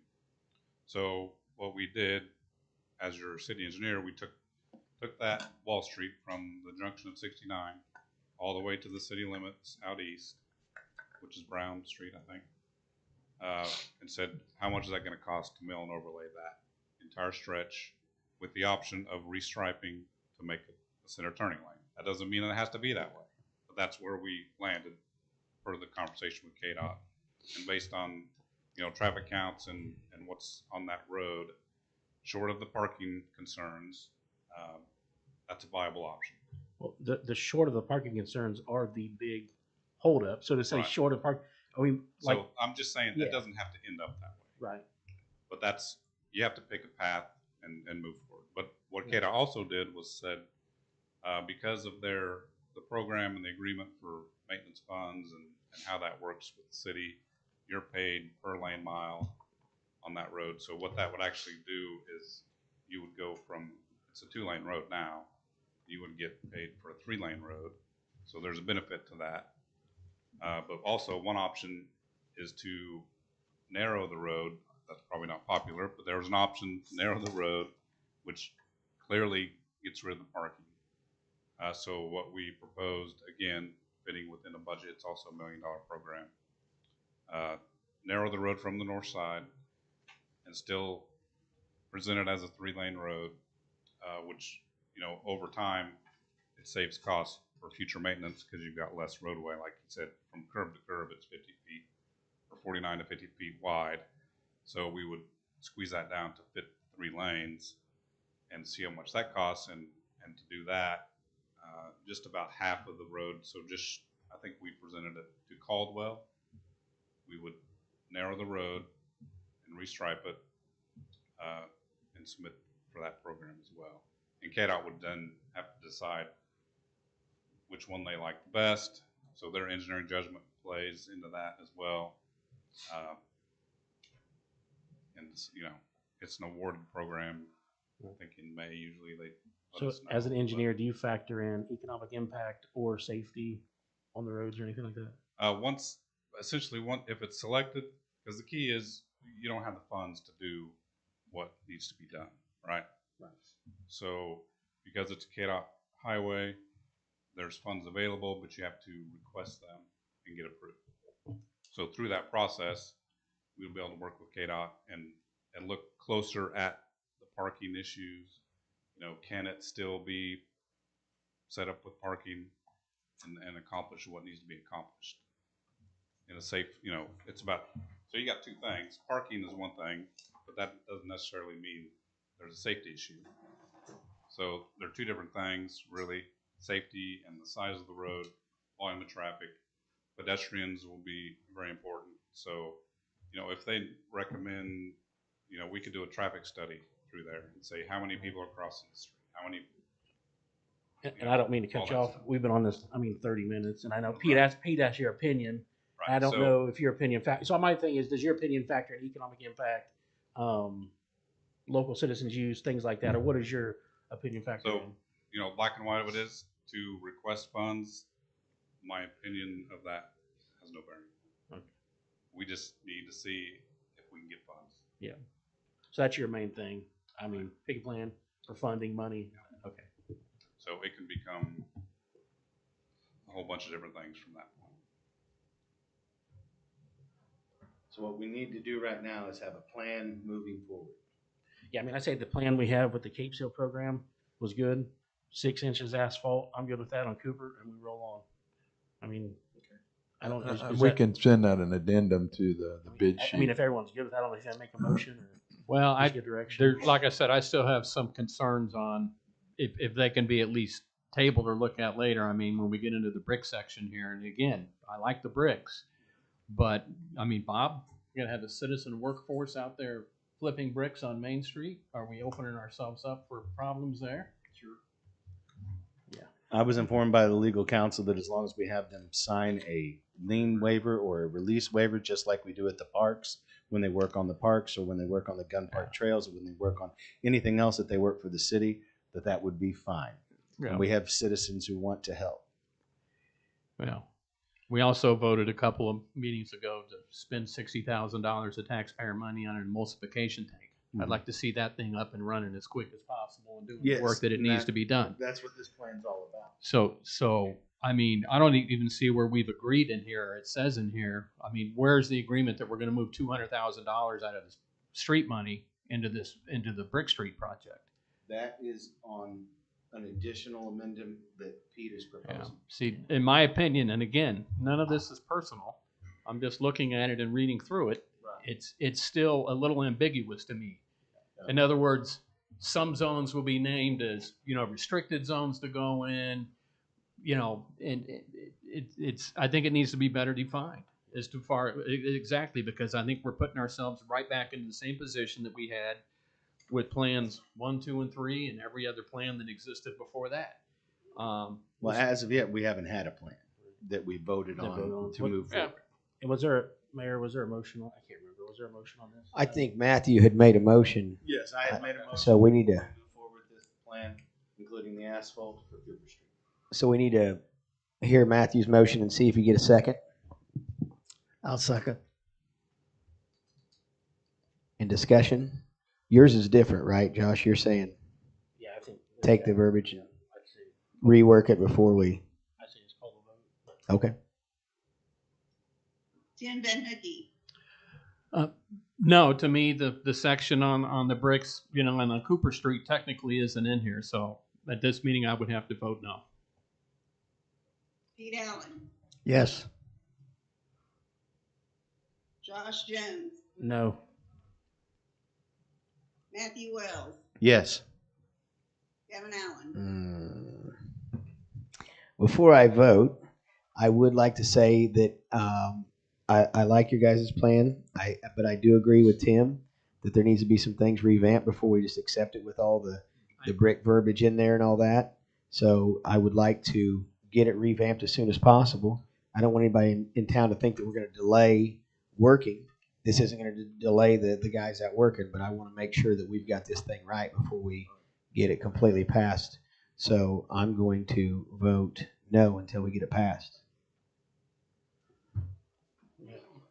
I mean, I do want to make a motion. I mean, I agree with Pete on Cooper Street because I've said something to Kelly before about that double chip seal.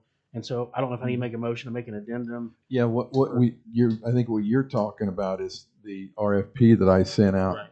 and Which, yeah, I send wouldn't do that. an It just- amendment, an addendum to take Cooper as an asphalt street.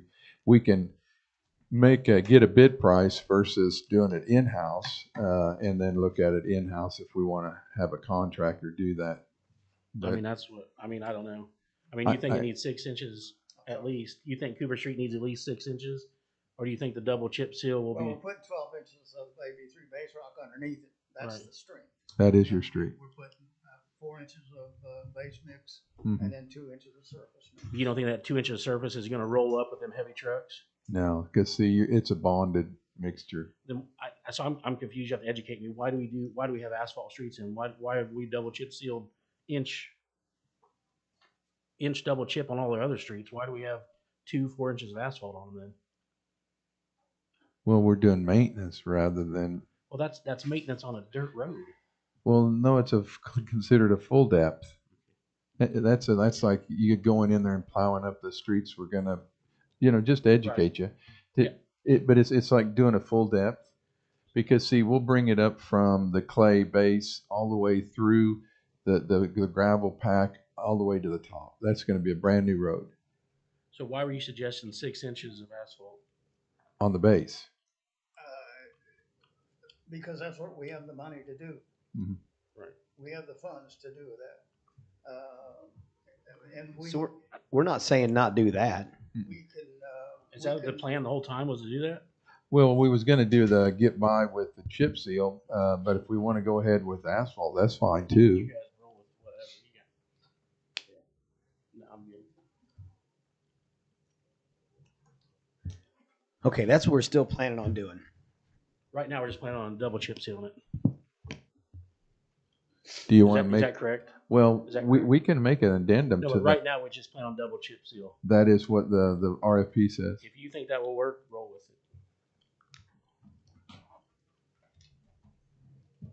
Kevin, you done this, so you think that will work, double chip seal on that? I don't. I honestly don't have a lot of experience when it comes to chip seal. That's not something I have experience in. Asphalting, yes, with the different lifts and layers of asphalt. I mean, it's proven. Chip sealing, I've seen a lot on county roads, but I just want to make sure if that's what we're doing, that it's not going to fail. Like you said, it scares me failing in a couple years, because then we're right back to point A, and we should have invested the money originally with the asphalt.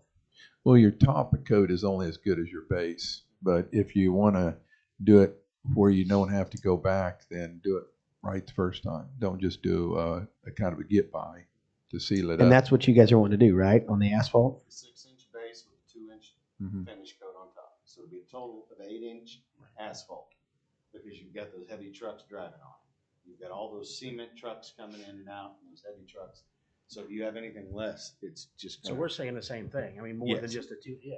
Yeah. It's a 6-inch base coat Yes. that's compacted hard, and then a Of 2-inch asphalt. finish coat. Yes. But yeah, you But got that's on so top of the so what you're 12-inch AD. describing is, yes, you're talking about a coarse road mix for the first 6 inches, then a slurry coat on top. That's right. Your half-inch chips or whatever's Yeah. infused in And the that gives you a asphalt. total of 8-inch asphalt on top of the 12-inch AB3. But that part of it though is not in the street maintenance plan that we had tonight. Right, No, that's what I'm saying. That's That's just a why. separate thing. So what do we need to do to just It's move just the forward with RFP that we sent out. The RFP. Yeah, so basically we're amending the RFP and moving forward.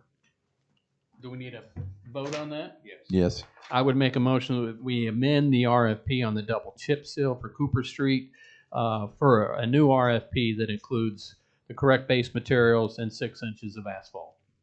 Second. 8 Want inches. 8? Okay, 8 inches of asphalt. Right? 6 inches of base and 2 inch on top coat, right? Yes. Yep. do what you want. I'm You're in charge. Go ahead. Second. Yeah, tell us what you want. I'm trying to figure out. I'm trying to figure out where we're at. I've presented my case. The only reason I'm telling you, the reason I did not want to get into that vote with it was because of talking to homeowners, all kinds of verbiage that was in there, like he said. So, You're talking, mess with a lot of businesses, truck routes. So, I mean, we just told a guy earlier, we weren't even considering doing turning lanes, and in this program, it says we're gonna be doing turning lanes, so I don't know. That was a good timely thing. Yeah. But if I could, Mr. Mayor, yes. I got to help clarify. I know when you talk about a maintenance program, chip seal is key in that process. Sure. And it's temporary. It's meant to maintain the longevity of your road. Is it a fix? No, I call it's a Band-Aid. And Right. anybody that does asphalt pavement knows that the life cycle of asphalt, you're going to have to maintain it starting as early as 3 years on even a brand new asphalt. Absolutely. So on the engineering side, this is not an opinion. If you design a street, like we were engaged with the city to design Cooper Street way back when we first came in. Right. So we analyzed that, and the big issue with Cooper Street is the big trucks. You got the cement trucks hauling cement in and out and rocks and all this stuff. That's what tears up your street.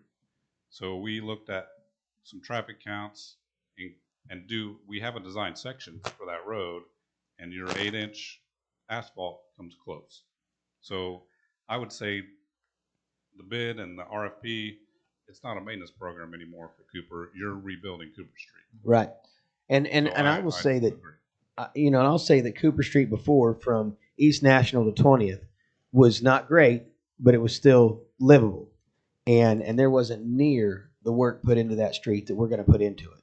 So we're going to come back in there with proper compactions. We're going to come back in there and rework it, turn it back over, and I think we're going to have such a better product when we get Yeah, done the base this go is round. key, like Kelly said. It was built in a hole behind the concrete plant. So. But quick question, just from last year and then the first part of this year, are all the poles moved now that need to be moved by the utility, or all the easements and everything all straightened out now? So that, because I know we're coming up on a deadline here to get somebody. I mean, we're in March.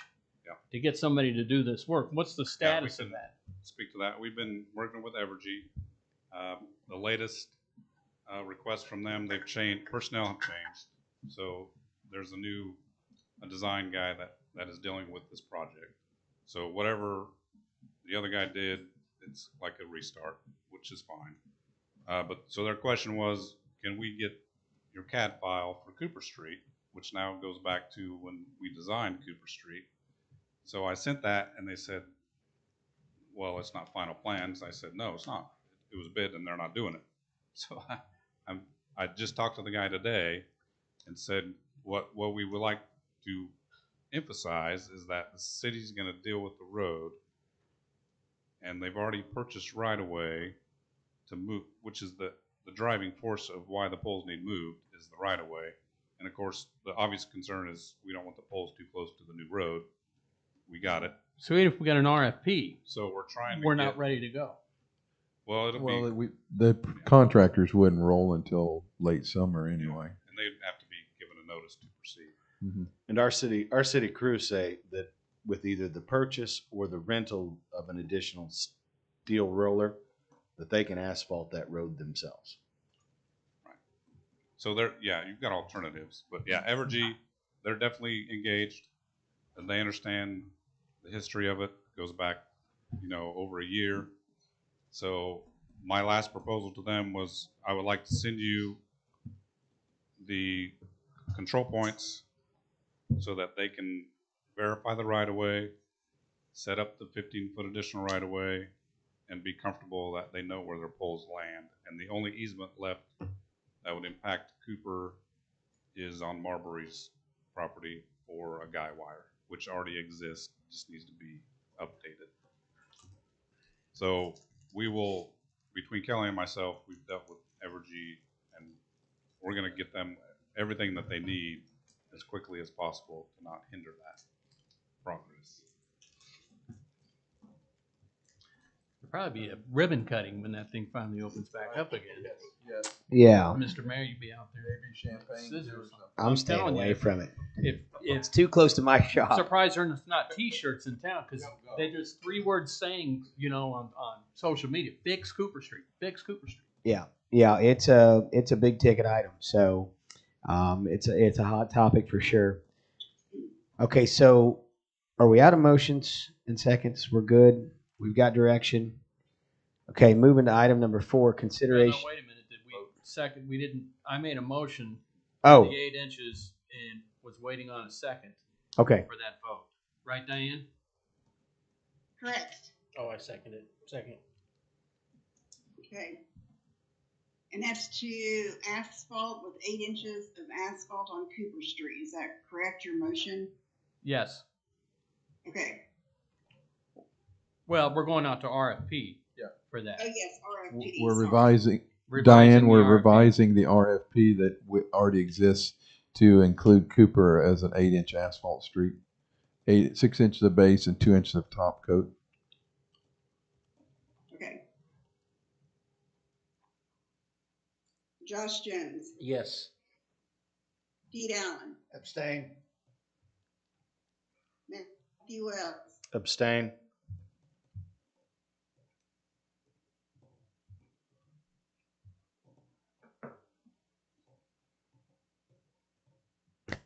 What's she doing? Did you hear Matthew? She's cutting out. You're muted. Oh, it's cutting Sorry. out. I don't know why they did that. Tim Van Hookey. Yes. Kevin Allen. Yes. Okay, now item number 4, consideration of ordinance number 3603, changing Parks Advisory Board from 5 to 7 members. Yeah, I'll make a motion to accept ordinance number 3603. I'll second that. Pete Allen, Abstain. Josh Jones, Yes. Ken Van Vicky, Yes. Matthew Wells, Yes. Kevin Allen. Yes. Okay, now to new business. Number one, consideration of temporary notes for the Fort Scott River intake project. Brett Shogren. Is that right? Yes, sure. Okay. Good evening. Am I good here? Yeah, Right speak here? into it, please. I will do my best. Good evening, Mr. Mayor. Brett, City you can Commission. just lift up the whole thing if you need to and talk to. There you go. Price is right. Yes, yes, yes. Oh, that'll work. Okay, there you That'll go. work good. Thank you. Mr. Mayor, City Commission. Hi, Diane. Good to see you. How are you, Brett? Good, good. Brett Shogren, Steeple Nicholas and Company in Wichita, financial advisor to the city. In December of 2019, the city sold $4,925,000 general obligation temporary note to provide interim finance for a river intake project. The plan is to construct the project and then sell the permanent financing to USDA Rural Development once the project is completed. Rural Development will not provide that financing until the project is done, inspected, everything. It's come to our attention, likely due to COVID challenges, fuel prices, and everything going on in the world today, that there are some shortfalls in the cost of that project. Engineers are estimating a possible $500,000 shortfall in that project, and which is not uncommon in today's world. To accommodate this shortfall and timing challenges, we can issue a new temporary note to pay off that 2019 temporary note. Engineers have projected the project to be completed by the end of March of 2023, which is just about a year from now. Typically, inspections and processes for rural development to go through once the project is complete. So we're recommending a new temporary note to mature on December 1st of 2023, callable June 1st of 2023. With that plan, the permanent financing can be put in place as early as June. And if there are any further delays, we can legally wait until December 1st of 2023 if needed. Temporary notes can legally be issued no longer than 4 years, so that this would be maxing out that temporary note authority from 2019 to 2023. We'll be marketing these temporary notes similar to what we've done previously with the competitive sealed bid sale, and invite underwriters to place bids on the notes. We'll develop a preliminary official statement, which is the offering document. We'll solicit a credit rating from Moody's Investor Service and advertise the sale to potential underwriters. We're recommending a sale on April 19th, and on that date, we'll open the bids and accept the bid, offering the city the lowest true interest cost on the notes. I'll then come back to your meeting on April 19th and explain the results of the sale and have you consider a note issuance resolution. There are 2 resolutions for consideration tonight. Number 1 is to increase the project cost authorization. The commission is asked to approve resolution 18-2022, amending the original authorizing resolution to increase the estimated project cost to $5,425,000. And the second resolution, I believe, is 19-2022 and authorizes the sale of general obligation temporary notes series 2022-1. Authorizes us to work with your staff to get the documents built, go through the rating process, market the notes, and facilitate the closing and to retire the 2019 temporary notes. I'd be happy to answer any questions you may have. So can you kind of go through, if you know, again, the reasons for the overruns and the additional $500,000? I'm the finance person. I'm not the Okay. engineer. I'm just Well, you guessing. threw a few out there at the beginning of it, due to oil and due to.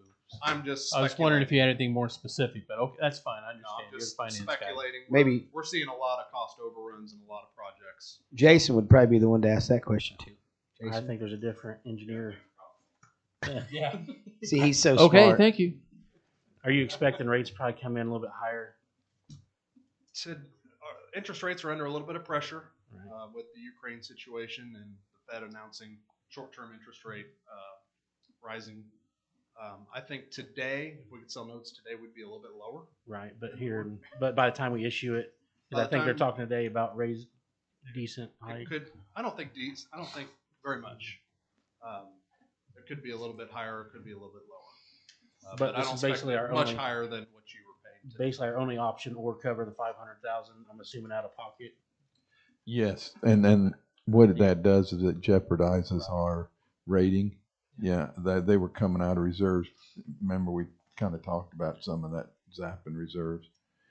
I think that some of it came out in 21, and then there's more that's come out. I think $96,000 has been tapped out of it already this year. What is your fee for reissuing or to do this? We have a contract with the city. We are paid 75/100ths of 1% with a maximum fee of $40,000. And if you calculate that, hit the maximum. And it's not paid for out of the city's coffers. Right. It's Right. paid for with bond proceeds. Actually, with the first issue, there are allocations built in for interim finance. It is paid by the city, even though it's in the bond. I mean, It is. It just Yeah. you don't have to pay cash for it. That's what I'm saying. Right. It's included in the financing. Okay. Motion?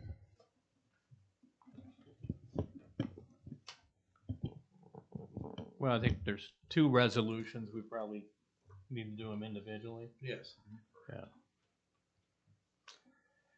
Well, I'll make a motion for approval of Resolution 18/2022 to amend Resolution 46/2018.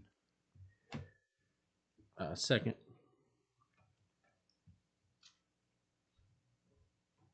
Josh Jones, Yes. Tim Van Hookey. Yes. Matthew Wells. Yes. Pete Allen, Yes. Kevin Allen. Yes. And then I'll make the motion for approval of Resolution 19-2022, authorizing the sale of GEO temporary notes. Second. Matthew Wells, Yes. Tim Van Hookey, Yes. Josh Jones. Yes. Pete Allen, Yes. Kevin Allen. Yes. Thank you very much. Thank you. We'll get to work and come back to you at one of your meetings in April with the results. Thanks. Appreciate you. Thank you. Mayor, may I ask that, I think, just for, because Doug's still here, move number 12 up, because I believe that's the last one for directors. That way he doesn't have to stay here all. Are you asking me to do that? I am. Yeah, you may ask him. Doug, does that work for you? That way you don't have to. If you don't mind, we can go ahead and discuss that one. I saw it all the way at the bottom, so. Absolutely. Come on up, Doug. And are you guys here for something certain? Okay. I'm just making sure. Just watching you, Mayor. Well, I'm just, if they wanted to come up and say something, I want to make sure they had time. It's all about the show. So the Golf Advisory Board had met this past week to reassess some of the fees that were restructured at the last meeting. So the Golf Advisory Board met and they wanted to, I guess, redo the tournament fee structure on how that works. So what you guys approved was the $30 per person tournament fee. They're asking that it be capped at 68 players. And then after those 68 players at $30, the rate goes to $16 per player. And that's because we're going to have enough carts to supply. That was 68 the players. discussion, was that there's only 68 seats because we have 34 carts. So they were asking that the rate be changed so that after that 68 seats and 68 players, that the fee go down to $16 because we have limited carts after that. Yeah. I'll make the motion to accept that. And also I'd like to add that it will be capped at $4,500 per day. So no tournament will pay over $4,500. I pulled the Saturdays over the last year, and I think our best Saturday was over 3,000. It averages probably 1,800 to 2,200. So hopefully that will entice maybe bigger tournaments coming in here. I mean, that's double what we usually make. So I'd like to, like I said, make a motion to accept the advisory board's recommendation on tournament fees, and also with a cap of $4,500 per day. Yeah, I'll second that.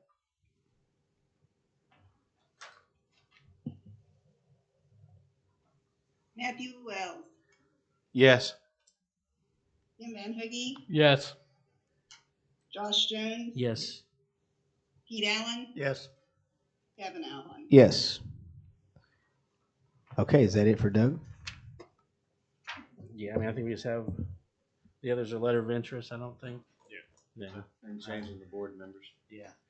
Yeah, that was the only other thing that the advisory board asked, was that the board be changed to 7 members from 5, much I'll- like you did with the Parks Advisory Board. Yep. And then they have letters of interest to fill those positions.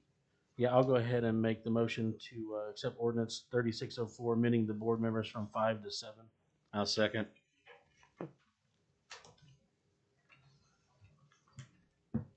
Was that Tim that seconded? Matt. Matthew, sorry. Matthew. It's okay. We both have a lot of hair. Ouch. Pete I'm not. Allen, Yeah, you need to stay. Don't out look over here. here. I'm not going to help you out. Okay, Pete, Yes. you're approving the ordinance changing, Yes. okay, sorry. Josh Jones, Yes. Tim Van Hoogie, Yes. Matthew Wells, Yes. Kevin Allen. Yes. Okay, number 2, consideration of letters of interest for the Park Advisory Board. I believe they just had. Can you go back to number 12? You got letters of interest for the golf. Oh, I think that's what he. Yeah, letter of interest Oh, for yeah. the golf. Yeah, okay, we're going to stay on golf then? Yeah. Okay, let's go with the golf thing. We have 2 people and 2 openings. Is that correct? Correct. Yeah. That is- So I'll make a motion to accept, appoint both of those people to the. Kathy Bishop and Joyce Simmons. Yes. Now we know why she's Jay here. Simmons. I'll second that. Oh, Jason. sorry. My bad. There you go.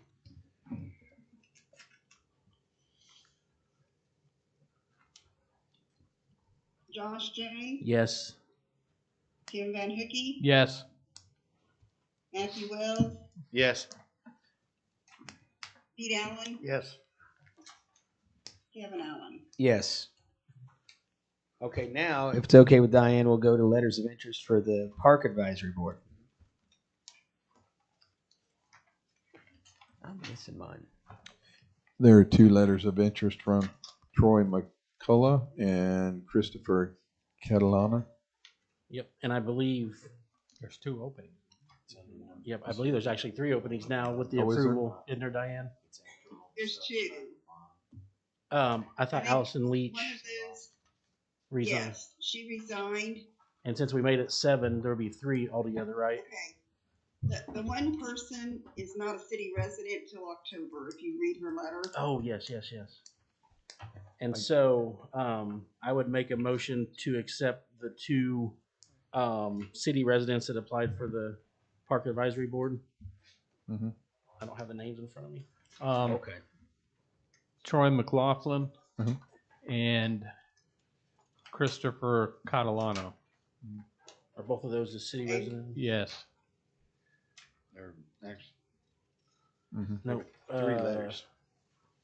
There's Emily Diebolt. Do you remember which one Christopher doesn't live in the Catalano. city? Yeah, Emily DeBolt does not. Does not live in the city. Yeah, she's not eligible right now. Okay.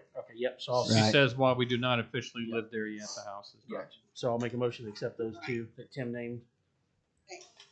Second.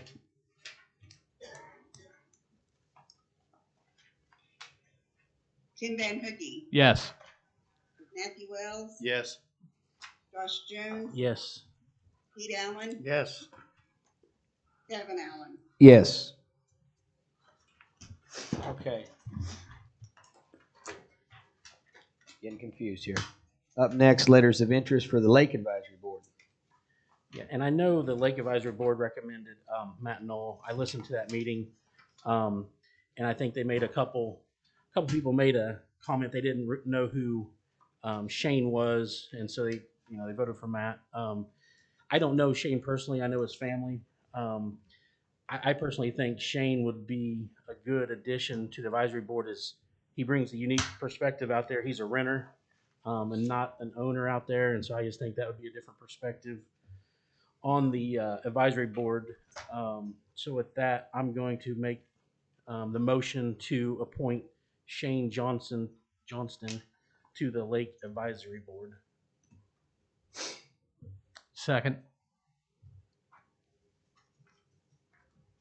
Pete Allen, No. Josh Jones. Yes. Tim Van Hookey, Yes. Matthew Wells, Yes. Kevin Allen. Abstain. Okay, up next is consideration of bids for the wastewater treatment plant ground lease. There's the information in your packet of 3 bidders. That'd be under number, let's see here. 3. 4 maybe. Yeah, number 4, Kelly. Number 4.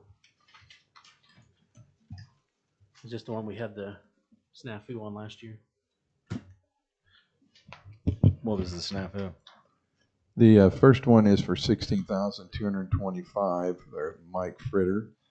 Joe Wimmer is $15,800, and then Ed Kersteskin, $12,000. Which one do you suggest, Kelly? I would take just the largest one at the greatest amount, $16,225. I'll make a motion to accept Fritter's bid of $16,225. Second? Josh Jones, Yes. Pete Allen, Yes. Matthew Wells, Yes. Tim Van Hookey, Yes. Kevin Allen. Yes. Number 5, consideration of bid 1780 drainage project. Jason, you're up. Okay, Mr. Mayor, Commissioners, we took bids, opened them March 3rd. We had 4 good bidders, and the low bidder is J. Richardson Construction out of Olathe. And we did have a bid alternate, which you'll have to decide tonight what you want, I think. But the base bid is with asphalt on any of their trenching to put back asphalt. Their bid was $273,253, and we did an alternate for concrete instead of asphalt, and that bid was $267,133. So, I guess for my recommendation, I would recommend the bid alternate with concrete for J. Richardson Construction for $267,133. So asphalt was higher than concrete. Yes.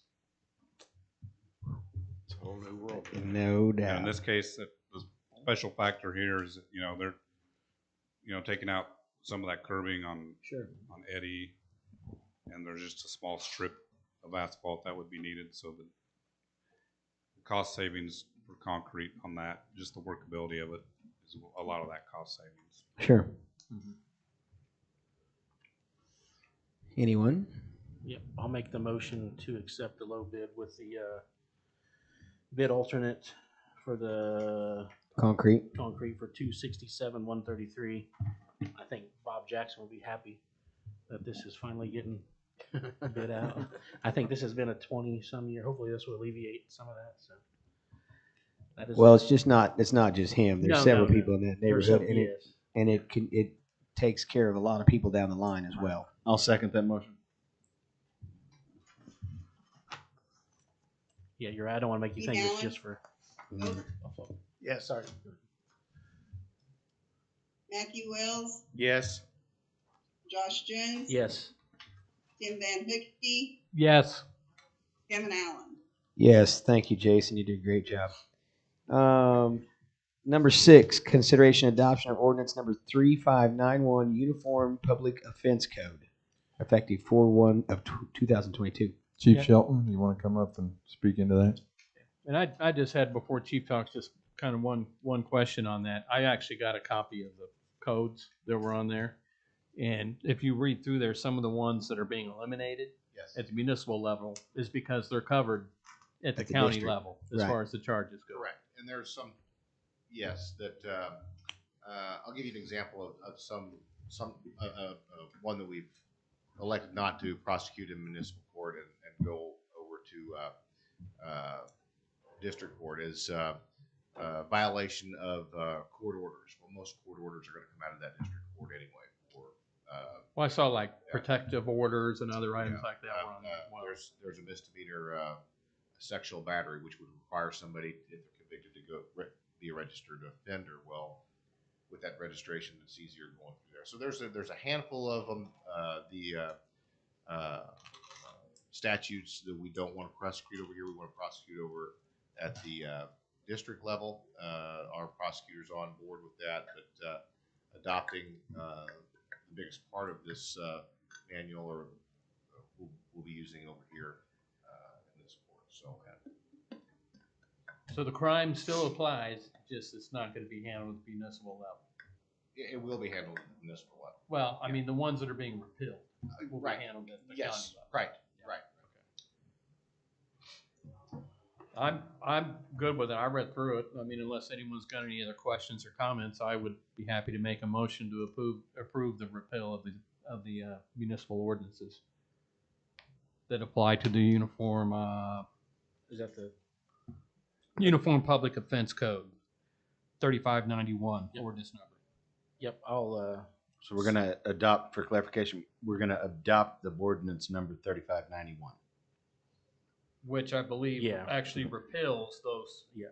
certain items that are listed on there that Yes. would be handled at the county. Yes, sir. All right. Yep. I'll second the adoption of ordinance 3591, which repeals. Yes. Matthew Wells, Yes. Tim Van Hookey, Yes. Josh Jones. Yes. Pete Allen, Yes. Kevin Allen. Oh, he's not here. Yes. Thank you.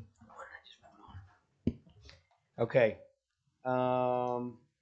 Consideration of adoption of ordinance number 3593, establishing a warrant fee for the Fort Scott Municipal Yeah, Court. we're at the one above that. Okay, consideration adoption ordinance 30. No, I already read that one. No. 3592. 3591 was the one we just. Okay, 3592, establishing fingerprint fee for municipal court. You want me to handle that, Diane? Also, Sure. so We, okay. We've Yeah, never upon had a fingerprint fee before. So it's just pretty simple. Just So right, Yeah. upon conviction of these misdemeanor offenses, they're going to require, we have to fingerprint folks. And so what that is, it's a fee that needs to be adopted by ordinance by our commission to do that. Yep. I'll make a motion to adopt ordinance 3592. I'll second. Tim Van Hookey, Yes. Josh Jones. Yes. Pete Allen, Yes. Matthew Wells. Yes. Kevin Allen. Yes.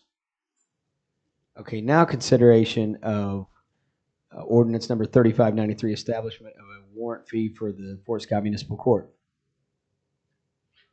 Much I the believe same that was way. $25. The same thing. The judge, in our multiple meetings that we've had, kind of brainstorming and putting together this, the judge was wanting to go ahead and charge a fee for having to kick out warrants for folks not showing up for court and things like this. Correct me if I'm wrong, Diane. That's That is correct. and so by ordinance, that fee would have to be adopted by ordinance to do that. I'll motion that we accept ordinance number 3593. Second.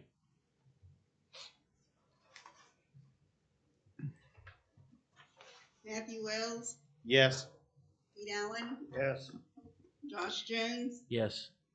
Tim Van Hookey, Yes. Kevin Allen. Yes. Thank you, Travis. Number 9, discussion of fire department coverage territory expansion. Deputy Chief Mike Miles and Chief Dave. Good evening. I'm going to start it off and then I'll give this to Mike. So basically, we're here to discuss a project that Chief Miles has approached the staff on. This project we're asking is to research to be able to expand fire protection outside of the city of Fort Scott into Scott Township's fire department district on an automatic mutual aid individual contract scenarios. Basically, we're asking tonight not to implement it, just to give us permission to go out and fact find, collect data. Sorry. Too far away? Is that okay? Sorry. Just permission to go out and fact find, collect data, and do some research to see if this is a project that we can move forward on. So I'll turn it over to Mike. I think he's got some papers to explain to you. Good evening. Thanks for having me. So I don't know if you've had time to review the letter or the packets I put in there. If you want, I can go ahead and read it. That way the people at home kind of understand what we're talking about, so there's no misconception of what we're trying to do here. So again, I've included documents pertaining to a project that I've been working on. Currently, Fort Scott, like Dave said, we respond to structure fire calls and ambulance calls within the city, but we do run countywide rescue. The fire department will respond to other agencies upon request throughout our mutual aid agreements. The project I've been working on, and it resembles what Nevada, Missouri has. This would be providing and agreeing to an annual membership fee to cover costs of responding to fire calls outside of city limits. The annual membership would be an at-will agreement. We don't want to force it on anybody that doesn't want it. So this would take some planning and designating the properties enrolled.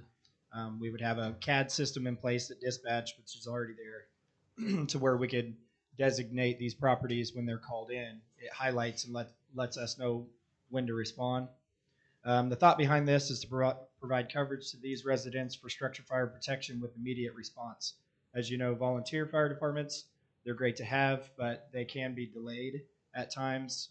You could be waiting 7 to 10 to 15 minutes. Normally, in Scott Township and Lake Garland, they're all covered by volunteer. We will go if we're requested, but that could be 15, 20, even 30 minutes down the road. So the idea behind this is to provide immediate protection where our guys are housed at the station 24/7. We can respond at a moment's notice. In the event of a true emergency, every second counts. And like I said, they'd be able to respond. From the research I have obtained, and Nevada's did go up, the fees associated are about $150 annually. This will potentially lower insurance costs for those in the township area.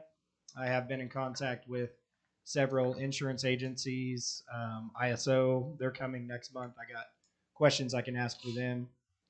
That's potentially going to lower the ISO rating in the county as well, as far as Scott Township's area.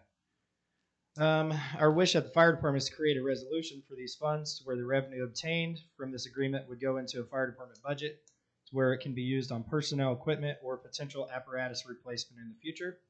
And this can benefit the city overall to assist on budget restraints during strenuous times. The documents provided are to use to determine our own resolutions and policies. I would like to discuss some of the verbiage on some of these documents and change them to better suit our standards. We have contacted our city attorney, city manager, human resource officer to discuss the potential policy.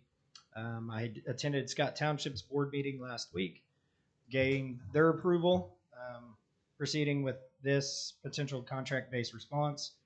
And again, I've been in several contact with several homeowners, and they're all for it. So thank you for your time and consideration on this matter. If you guys got any questions or comments, I'm open. So one of my questions is, okay, so when it says the fees will begin around $150 annually, Mhm. that's paid by a homeowner. Yes. right?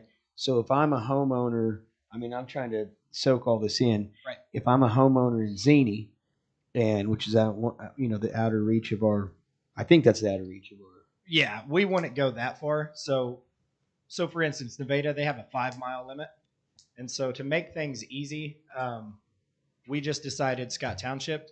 And the furthest Scott Township is 6 miles, which is the lake. So we don't want to go too far. And if you look back on the maps, sorry, I got ahead of myself.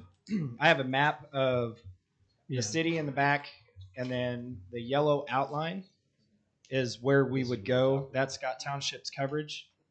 Now, I'm not a fan of taking our equipment on gravel roads. So there's a lot of gray area that needs to be worked there.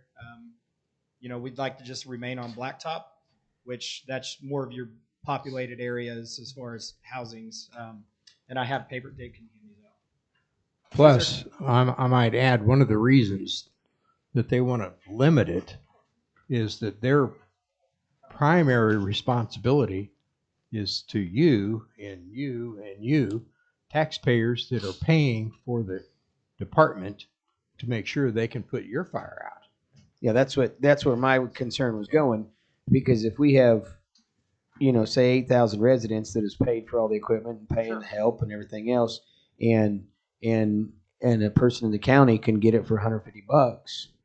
I mean, I think in my opinion, I think we're gonna hear a lot of feedback from local citizens saying, this would be contract based. So we'd only limit the areas we want to respond to, because for instance, a lot of people don't realize the fire department in the city, we don't cover Jayhawk right out by the hospital, but we cover April Lane, which is right there anyway.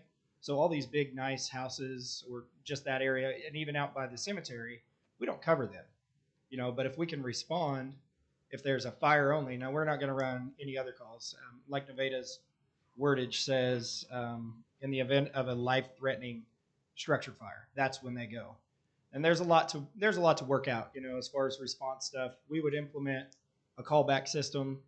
If it's during the daytime, we would send 2 guys and then the deputy chief out, and then do a callback for guys coming in.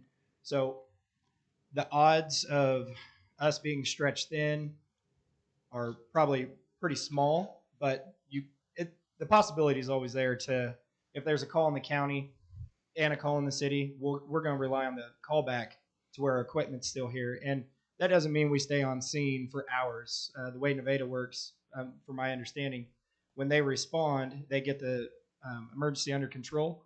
And then as soon as the volunteers show up, if it's under control and they can take over, the city bails, goes back to the city to cover, and then it's back to normal. Now, I'm not going to stand up here and say they're going to run 30 structure fires in a year.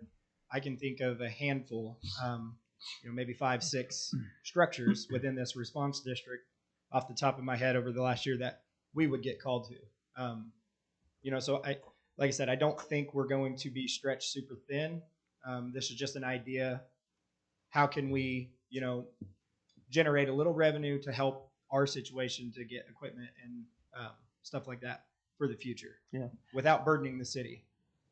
I mean, Mike, I think it's a noble plan, and one that's, take care of our neighbors. I read through it earlier today, and I was looking at a couple questions. Maybe this is for Bob.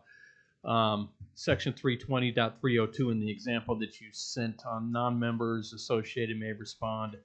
In responding to emergencies of non-members or non-subscribers of the association and its firefighters shall be subject to the same liabilities for claims for death or injury to persons or property as those subjected to when responding to emergencies of members or subscribers. So then no one signed up for the service. Mm-hmm. You guys roll out there. They say, oh my gosh, you didn't get here in time, or you didn't knock down that wall in time, and such didn't survive. Will that then, since it's Put a the city on the fire hook? department, will it come back on the city? Yes. Okay. So that's, I mean, and I don't know where you pulled these tables from on here. It doesn't really say. It's a resolution number from the Nevada Fire Department, I guess. Yeah, these were provided by them. Yeah. This is what they have in place. So I only have that concern a little bit. That's why I wanted to ask Bob. And then the other question I had kind of is, are these from two separate sources? Because I noticed that there was a fee on here on the one page for a non-member for it being like $400 for a non-member to show up, or 100. Let me find it here real quick. Here it is. In responding to emergencies of non-members or non-subscribers, the Volunteer Fire Protection Association may charge up to the following fees: $100 for responding to an emergency, and then $500 for each hour, or a proportional sum for each quarter hour spent, and then an amount equal to 1 year subscription or membership fees. But if I go down to the next page, it says it's got rates on there like based on residence and property size, to where commercial property, 1 acre, 5 or more buildings, $400. $400.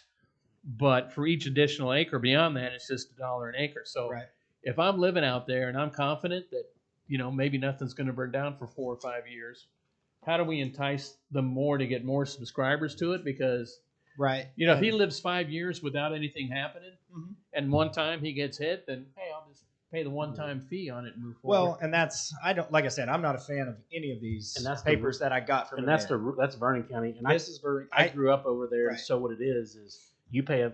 That's right, you pay a fee, and if you don't, you just get charged when they get called. Yep. And that's that's what Vernon County's always been set up as. I'm not a fan of that because I didn't get into the public safety sector to make money. This to me is, if you want the added protection, it's an insurance policy. We'll respond to you. If you don't and you're requested, I don't think we should charge. Now, it's a gamble with any insurance. You can have insurance now in your house, and if something happens, you can collect on it. But if you don't have insurance and something happens, then you're just out. Same thing here. If we're covering you, we could be there in 5 to 10 minutes, depending where your property is. If not, you're gambling 10, 20, 30 minutes before we arrive. So it's kind of it's a gamble, really. I will say, in Vernon County, when I was younger, grew up there, that's what they told us. That's one reason how we keep taxes lower, is we charge for the rural fire, and so it's not charged on the taxes. So we'll come out, but you're gonna have to pay a fee, whether And so, and obviously their taxes are lower than ours, so it must be. I'm after reading through all these, like the prices and stuff. That's all up. We're not even into the. We're just laying the idea out. But you guys are really just asking for kind of permission to explore it further. Yep. And the next step is basically to get the citizens' feedback. Yeah. How many in these areas are pro? How many brush fires do you guys help out with? We don't have the equipment for brush fires. What Okay, we'll but do you might be called if someone's got a brush fire out there on their property. Protect the structures. That's all we've done. We've done that on Jayhawk, Ironwood. You got mutual aid already, don't you? Yep. Yeah. So, and we'll respond, but again, it's it's one of them things that it could be 10, 15 minutes before one of the off-duty volunteer firemen get out there and get eyes on it. They're like, oh, we need help. So fire grows rapidly. Well, let's be honest. Sometimes it goes 2 tones before and before someone does answer, and you guys are staffed. And my biggest concern is, like I said, potential overtime, things like that. Don't want to take away from the taxpayers of Fort Scott. Right, and that's where hopefully, if you say you had 300-400 houses sign up, that's going to cover that cost, and that you may only run 6-7 calls a year out in that area. I can't guarantee that's all we're going to run, but thinking what Scott Township has ran, that's kind of what we're looking at. Well, it might be attractive to some of the lake residents, because I know some of them are folks that come up from Johnson County and their house is sitting there by themselves. And if the neighbor calls in a fire and Scott Township or whoever is delayed, I appreciate outside the box thinking and the opportunity to serve our neighbors very much. And I would make a motion to ask that you guys continue to get some of the numbers and what you'd like to ask for narrowed down. And Bob, if they got any questions from a legal or liability standpoint. They brought it to me first. Okay. Yeah, that was step one. Yep. So Bob, check it out. And there's a lot of legality to it, and I don't want to put the city or the fire department in a pinch. So we'll definitely have to come up with ordinances and resolutions that protect our interests. Obviously, before we. No, I think it's an excellent idea, especially based on the fact that we've got several hundred homes right there on the border that are all on asphalt, and we're responding right to the edge of it anyway. So I'll second Tim's motion. Thank you. Maybe we can have Josh do a poll whether we want the citizens want it to be covered or not. Put it out there on Facebook He for us. gets himself in trouble with those polls sometimes. But I respect him for doing them. I will say this though, if we were to go to the lake, we will have to do a little infrastructure. And we have a hydrant out on the east side, but we don't have anything on the west side. But something like this would be real easy to put in up by the dock area. It's just a dry pipe with a storage connection that we can draft from the lake water. So that would even be good for Scott Township to have out there also. We can So that probably- might be something we look at. We can probably take that out of Kevin's Lake Fund as Sure. well. so. Yeah. Well, and we could probably hook one of those wet willies to it and let the kids play in it when it's Sure. on fire. Anyway, that's just another piece of information. Yeah, cancel our splash pad and do it right there. There you go. All right. Thanks, All guys. right, thanks, Mark. Did we have Thank the you, vote? Dave. We Thank you, Mike. We haven't had the vote yet. No vote on it. Pete Allen, Abstain. Josh Jones. Yes. Tim Van Hookey. Yes. Matthew Wells, Yes. Kevin Allen. Yes. Number 10, I'll let Josh And take thank you, over. Mike, I also want to apologize for letting Doug go earlier. I forgot you were out there, so I'm sorry. All right, we'll make this consideration of invoice Sketches Hauling Excavation. Been checked over. Kelly, Yeah. everything good on it? Yeah, I think we'll go and pay. All right, so I'll make a motion to pay Sketches Hauling Excavation for February 2022 porta potties. Second.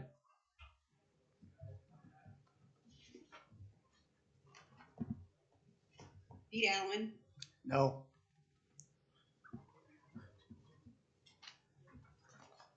Josh Jones, Yes. Tim Van Hookey, Yes. And Matthew has left the room here momentarily, so okay. give us just a second. It passed 2-1. Okay. Okay. Wait Good. a second. Did that pass, Bob? That didn't pass. No. No, you gotta have quorum. We got somebody else here. I know. That's why we said we're waiting for Matthew. Yeah. Give Matthew just a minute. Okay.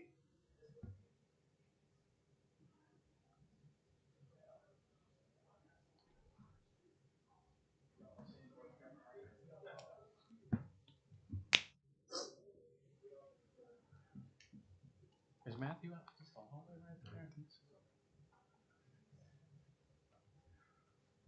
We need your vote. We need your vote. You need my vote? It was on the It's porta just potty bill. whether or not to pay Skitch for the porta potty service this month, last month. And he's done the work, Yeah.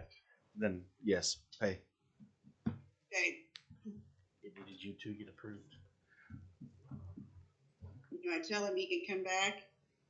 Yes. Kevin, you can come back in.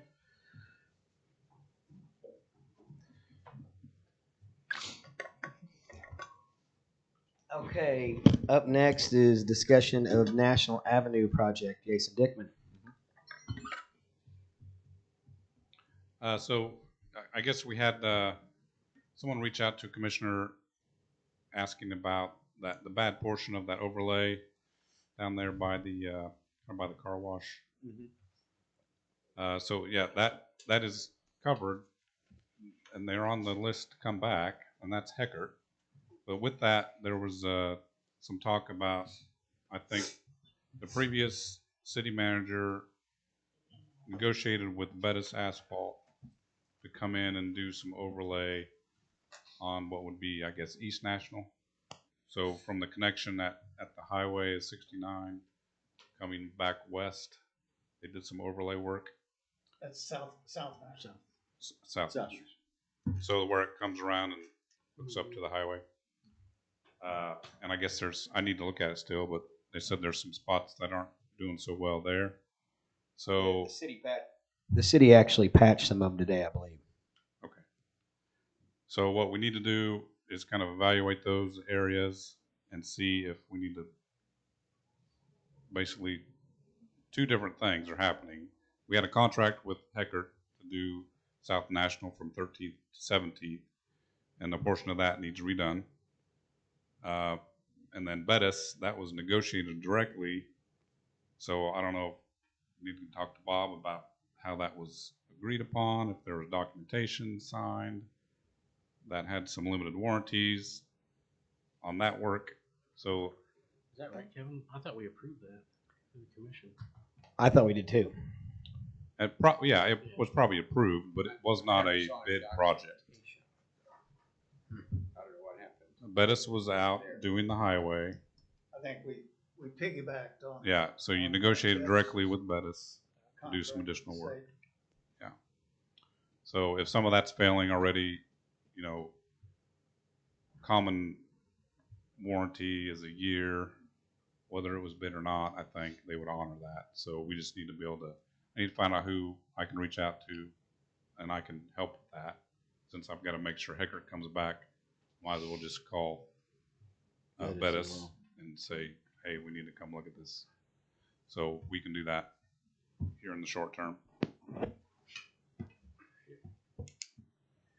Okay. Up next, Jason, also report on the surveying of the lake lots. So the last thing we looked at there, I think Kelly had sent out some optional sketches of which lots you wanted to look at.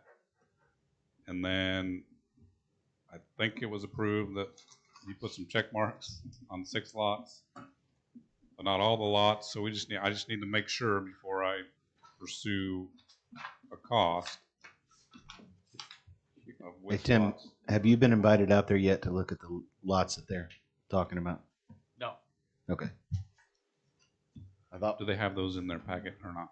It was Yeah, probably I was gonna last say it's month. not in the packet. I just looked for it. It was last meeting. But if you want to revisit those, I think directly.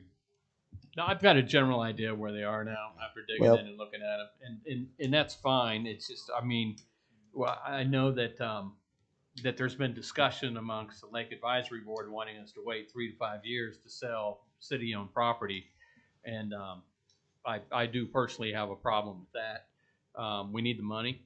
I think later we're going to hear about Memorial Hall and what's going on over there. And so I'll go ahead and continue, but I don't need to ride out there now. Matter of fact, I was out there the other day. I've got a general idea where they are, unless you still like to go out there and actually No, physically look at them. I've seen them. Okay. And are you feeling like they're not decent lots to sell, or I like 5 of them. One of them I'm not thrilled with, but right? The one with the Mhm. right. Yep.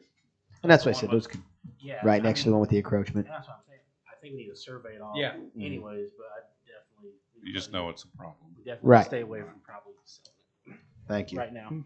And we do probably need to visit sometime and figure out something with everyone that has encroachments out there. Oh, yes, yeah. So, Whether we want to do that as a work session or something later Yeah. on, but that is something we've got to set some clear guidelines on, and we got to go out there. the only thing is on that, and I can't remember, did you go right to the edge of that property or did you just do 90 feet from that line? From the line. So I don't know if we just go from the edge of the property, or what do you think there? Or just leave it with the Yeah, 90 you feet? could squeeze that down to give a little bit of a setback on the side. But, I mean, it's Yeah, I'm good with takes up a good chunk of that 90 feet. But Okay. So what do you need? I mean, do you need anything on that? I just need to make sure, and I'll make sure I get back with Kelly before I do particular lots and make sure we're doing the right ones. Yeah, I think now then we can possibly need to discuss after you get them surveyed to sell them, where the money's going and all that, and how to sell them, but that's Yeah. a whole other beast. I got some streets that need fixed. We got an old historical building that we're going to hear about later that It's yours. that's ours. And I think the next item, update on the survey for the Landfill. landfill property. Are you taking over my agenda now? Sorry. Go ahead. Bullet You're number good. 2. Handle the rest of it. I'll step away after. No, do it. Survey of the old city landfill. So that has started. They had a couple delays because of the snow last week, but they did make it out this week. So he's kind of going through his due diligence and background, and he did have a question today. He found some ag engineering bars out there. Was that recently surveyed? Are you aware? Did you pay them to do that, or Not that I'm aware of. I mean, Okay, so everything they may we've be done just has old. been through you as far as I know. So I'll try to kind of pursue ag engineering and double check that, but Absolutely. because, you know, when surveyors go out and do their background, to get those to match 100% is always hard. Right. But so he's coming up with some discrepancies already. He just wants to make sure Okay. we don't overlap stuff. So, any questions from you guys on those? That's all I got. Any questions? Jason, what do you want to do next? Talk about Memorial Hall a little bit. Yeah. So there, I think he sent it to you guys, but we had that report from Occutech, I think is the name. They inspected Memorial Hall for three things: asbestos, lead, and mold. And I think that report was back about a month ago. It was sent out. So Kelly had time to finally look at that a little deeper. And I guess, I don't know, your main concern, and I think we all would agree, is mold. And one of the questions in the interim was about, okay, they inspected mold, but how long is that good for? So of the three inspections, the mold, they can't guarantee that condition doesn't change. Even, I think he said a year. If you get up to a year, it's got to be re-inspected. So whether the mold has gotten worse or you can visibly see it getting worse or better, that's one thing. But to certify it and say something needs fixed, you know, within a year, we need to decide what, you know, is there action going to be taken, and what that, the bottom line of that report as far as the mold goes, it's water intrusion. And every time he mentioned that, he said the windows are not sealed, or there's damage to the masonry outside, water's getting in. So There wasn't even a lot of windows in it here a while back. So right. So that could help with that. Yeah. just the sheeting and how that, you know, with the masonry and how that all is put together, you know, what the next step I think we could propose. During that same time, we also were looking at the structural inspection, which could tie a little bit into the windows, but you know, that's not so much structural as just the seal. You know, those over time, it just needs to be maintained, and it probably wasn't. So, you know, part of that would be the structural inspection to consider, you know, what could be done to fix the windows. And my only concern structurally was down in the boiler room. There is a crack in the foundation wall, so that would need to be investigated, I think, as you move forward as well, because that water is definitely setting in the boiler room. So if it's going to cause more issues, that's where it's got to start as far as the foundation goes. But ultimately, you know, I'll back up with the asbestos. You know, there's a lot of different options of, you know, if you want to go in and do a remodel in that building, then you're going to have to treat whatever had the asbestos, whether it's friable or non-friable, whatever the requirements are, you're going to have to deal with that additional layer of things. So if you're redoing electrical, and one of the asbestos issues was the insulating of the wires, that's got some asbestos materials in it. So that was the purpose of the inspections, to know what you're getting into with asbestos, with lead. Same thing with lead. You got to deal with it a certain way when you're, you know, scraping paint or whatever you're doing. So that just gives you that first step. We want to pursue some grants to try to do some remediation of the windows or whatever it is. You know, this is your first step, and you know, it gets you that baseline report. The mold, I think, the only recommendation really, I know the genealogy people have started back up down there, but you know, if they've said people have had respiratory issues over the last year, but they didn't find any mold in there, though, right? Just moisture. In that area, they did still. Yeah, they did. They found in their curtains. They said, they curtains Saturday it was leaking pretty good. And there's active leak in a water line or something. So, I know from the asbestos standpoint that, you know, depending on how you handle it, unless it's the standards change, that if it's non-friable, you can get away with encapsulating it if it's in an area where it's not going to be breached or touched. So if preferable you is don't to wanna remove disturb it, but yeah, you don't want to disturb it at as all. soon as you do disturb it, you got to do all the special things. Well, and then what happens beyond that, how it's handled, where it's shipped to, you pretty much seem to maintain custody of it forever after you've done that, so. So that's, you know, part of that process, you know, you contract somebody to do that and figure out how much that costs. But I think ultimate recommendation from an engineering standpoint, I can't speak to what a doctor would say to the genealogy people, but if there's still active water, the windows aren't fixed, if people have had issues, they probably shouldn't be down there. And I know that Kelly's trying to work with the codes department and seeing if, you know, maybe there's space here, they can come and operate out here and give that opportunity. So the more things that are happening in Memorial Hall, the more open you are to the risk of if the mold is growing and we're not doing anything to stop it, you know, that's not a good plan, right? Which is why we wanted the inspection. So I think we can work with Kelly and Rob Harrington on the grant side and kind of see what the next step is. And part of that is a structural inspection as well, and then seeing what's next. We need to notify, first of all, them and the American Legion as well. Yeah, I talked to Ann Rawling this last weekend, and Rawlings. Okay, Rawlins.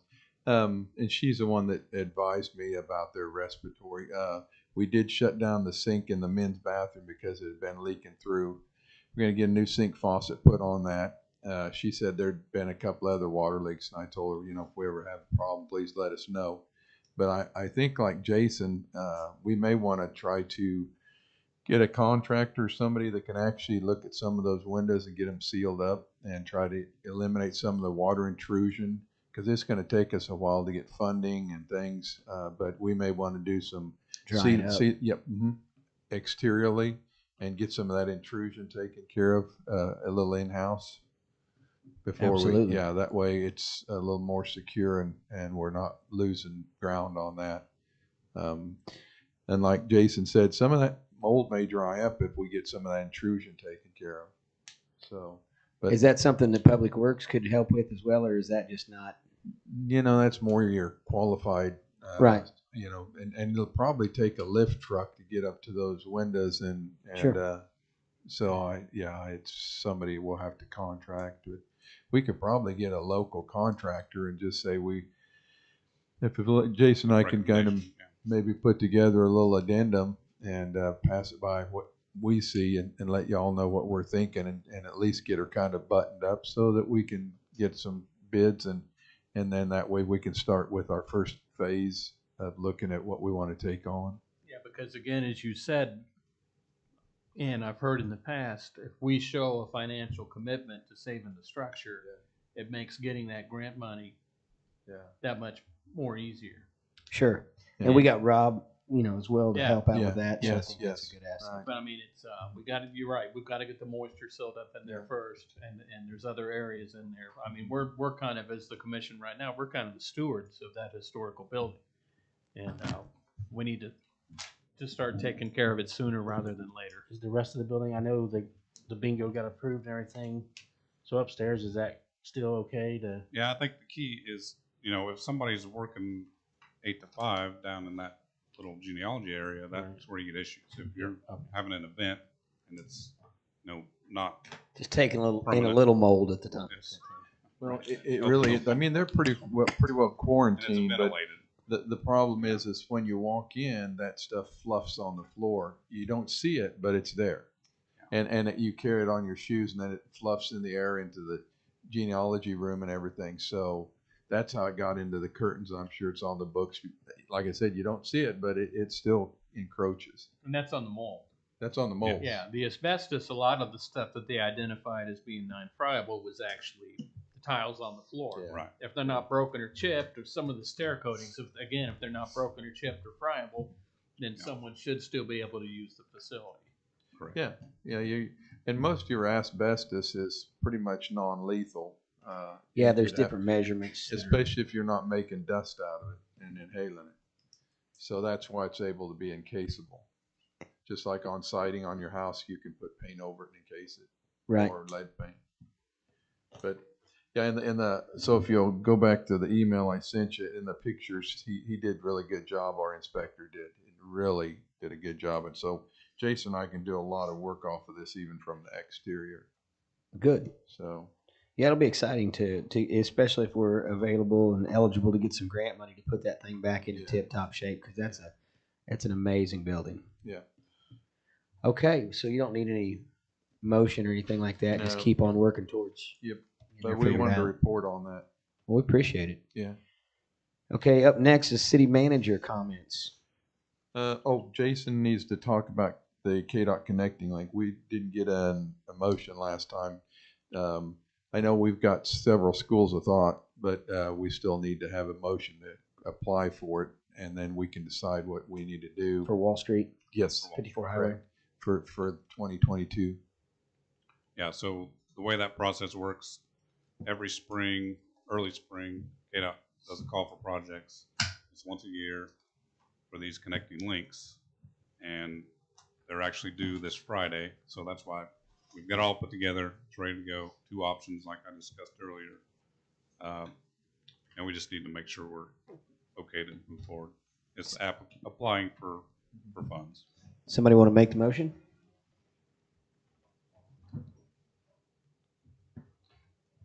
If not, I'll make the motion to apply for the funds.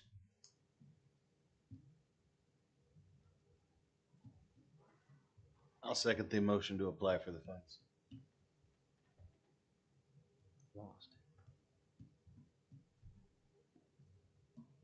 Pete Allen, I pass.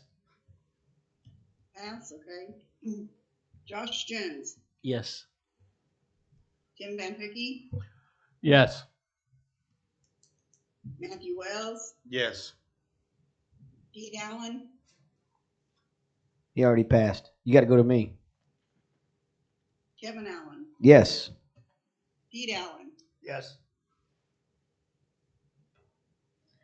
Okay, now up next, city manager comments. Okay, this week I wanted to let you know I reached out to David Saker on the demolition of, what is that, 323? Yes, thank you, South Hill. And I told him that was not acceptable. He was supposed to clean it up, and when I got down there to take pictures of his cleaning, I saw that he had layered the concrete in there, and I've taken pictures of them. I'm going to pass them around the room so you guys can see. It's horrible. That'll never be compactable, and I didn't realize that when I'd gone down there the first time. It was extremely cold, and of course David assured me that he'd done it right and he'd never mess over the city, but that is a horrible job. I've been a demolition man myself before, and I would never stack concrete in a cavity like that and call that fill. So I told him that he needed to come see me, and we'd see about what we could do to work that out. But I told him I wasn't sure that I wouldn't find other parts of the house in there in that cavity that I just didn't trust his work after this point. So I told him at least he needed to dig those out, and I would be on site while that happened. But there is concrete strewn all over, and that was anything but cleaned up. There's a slab there that should never have been left down there in that bottom, and that is not a clean demolition job. So I'm not asking you to take any action. I'm going to handle this in the office, but as far as I'm concerned, that's a breach of our contract. That is not compactable fill material. So I'm not asking for action. I just wanted to tell you on my report. So okay. I'm not asking him to come up and talk to you either, because he knows where I stand. Okay. Any comments, or do you have anything else? Go ahead. No, I went down there and looked at it myself as well, and I think the recent rain and snowfall has kind of revealed just what he did actually. So, yeah. Yeah. Now I don't think that lot's ever going to get built on again, but if that's the case, just yeah, and he doesn't need to bring any more fill in, but we just can't have the concrete in there either. Yeah. And it needs to be cleaned up the way we expect it to be cleaned up. Did you have anything else, Kelly? No, that's it. I've been working on everything we've been doing tonight. Awesome. Thank you. I have been working on finances. Our audit's ready to go in April. So, and then I've been training my staff here in City Hall to how to do the budget. So we're working on that too. So just FYI. Okay, commissioner reports. Who did I go with last time? I'll go Josh first this time. I just have two things. Kelly, reached out to you about handicap sign on National. I don't know if you had time. Yeah, I looked into that, and I think the snag is what they hit before is it's parallel parking, which is difficult for van unloading or handicap unloading, and to have handicap, it has to be true handicap. It has to be within so many feet of a ramp, hence the corners. To put one in front of Margot's, would have to take out a panel and re-pour that and put a handicap ramp in. Is it not a ramp right beside it on Margot's, that open lot? I don't know. I'd have to go down there and look at it, but I didn't. It's a driveway. Is it? Okay. Is it possible? I mean, I know they put that big thing out in there. Is it possible to redo that? I mean, I don't know why that big hook comes out there on that area. Because you killed a couple parking spots right there. The other thing I was going to do, and typically you don't do more than one per block, and I was going I needed to poll the merchants in that area and see if they were favorable, what the opinion was on all that. I think that one on the north, I don't ever see it being used. I think it could probably be, if we could find a way to move it to the south, I think the merchants would, and you might ask them, but I think they would. That's what so I started on it. That's as far as I got. It would have to be ground off because that's painted in there, but and then we could move the signpost. But that's if that driveway isn't sufficient, then we'd have to do a ramp. Josh, is what I found out. Then the other thing is the EMS for the mud run. If somehow it's eligible, if we can waive that EMS fee. Well, one thing I found from staff, and Dave and all of them left, is that we typically charge, I think, $75 an hour per event, no matter what. That was our standard. So only I'm asking, I know there's events in Gun Park, and we charge for that as well. Yeah, that's what I was told. Well, as long as we're staying with protocol, that's good. I mean, do we charge the high school? I think they charge for every event they go out on is $75 an hour. I think, yeah, I'm not sure. I think they were quoted $750 or $1,500. Something. I don't know how it breaks out, but if you could, I agree with Josh. If you could look into that and find out that as soon as possible, because I'd want to make sure and maintain if we're doing the bicycle events or the football games or anything like that.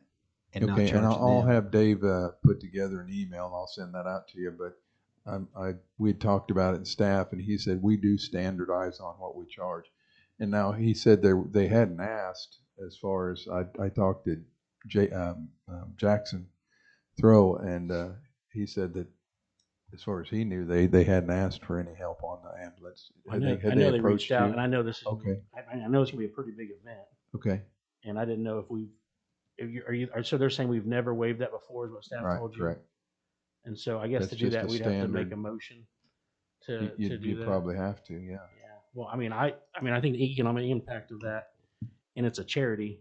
They're not making money or nothing like that. And even if they come, they still leave on a call. It's not like they're there and stay there. Yeah. So they leave. So I mean, I would like to make a motion to at least waive that for the mud run. Now, is that a 3-day wave? Because it's going to be a 3-day event. Are they going to have a 2-day? Well, they got the first night's a play day or whatever. They're still. I forgot they had the other one. They're expecting another 100 entrants. I mean, I think we're bringing in 300-400 people a day. I mean, I'm fine waiving it, all three for the event. So. I mean, like you said, it's an economic. Right, and once again, if there's a call, they leave. Yeah, okay. They're there watching the event. Yeah, it's a free ticket to the thing. Yeah. True. And a good seat if you get up on top of the truck. So I would just like to make a motion to waive it for this event. Like I said, it's a charity. I think it's going back to kids sporting at Buck Run, if I remember right. So I like to make that motion to waive the EMS fee for that. Is there a second? Which event is that, Josh? The Mud Run, I believe it's April 23rd. Okay. At the fairgrounds. Yes. So are we at any risk of liability if the ambulance does leave and then somebody crashes their bike down a mountain and we don't have the services there? Well, that's how they've always done it. Okay. So they've Football always, game, even when they anything. charge, Just they understand that if something happens, that no, that, I'll second it then.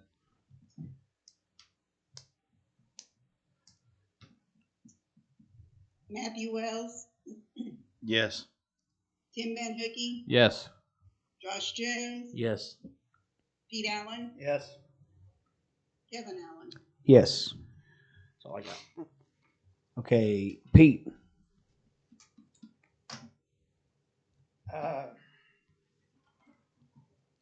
Yes, I 3 years ago, I signed up to run for city commissioner, city of Fort Scott, thinking that I could make a difference.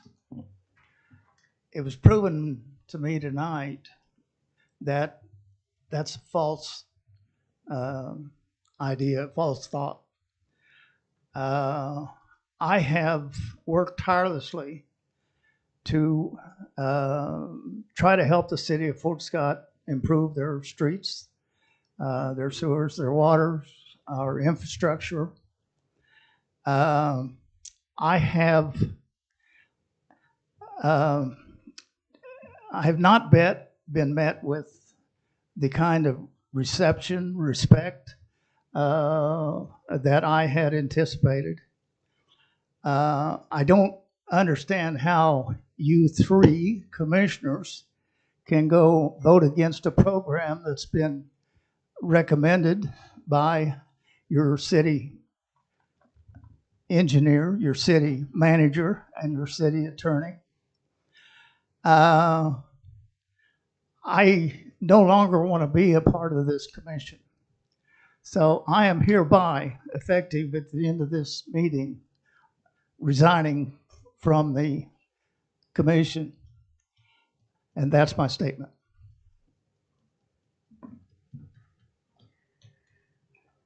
I've got to interject something here.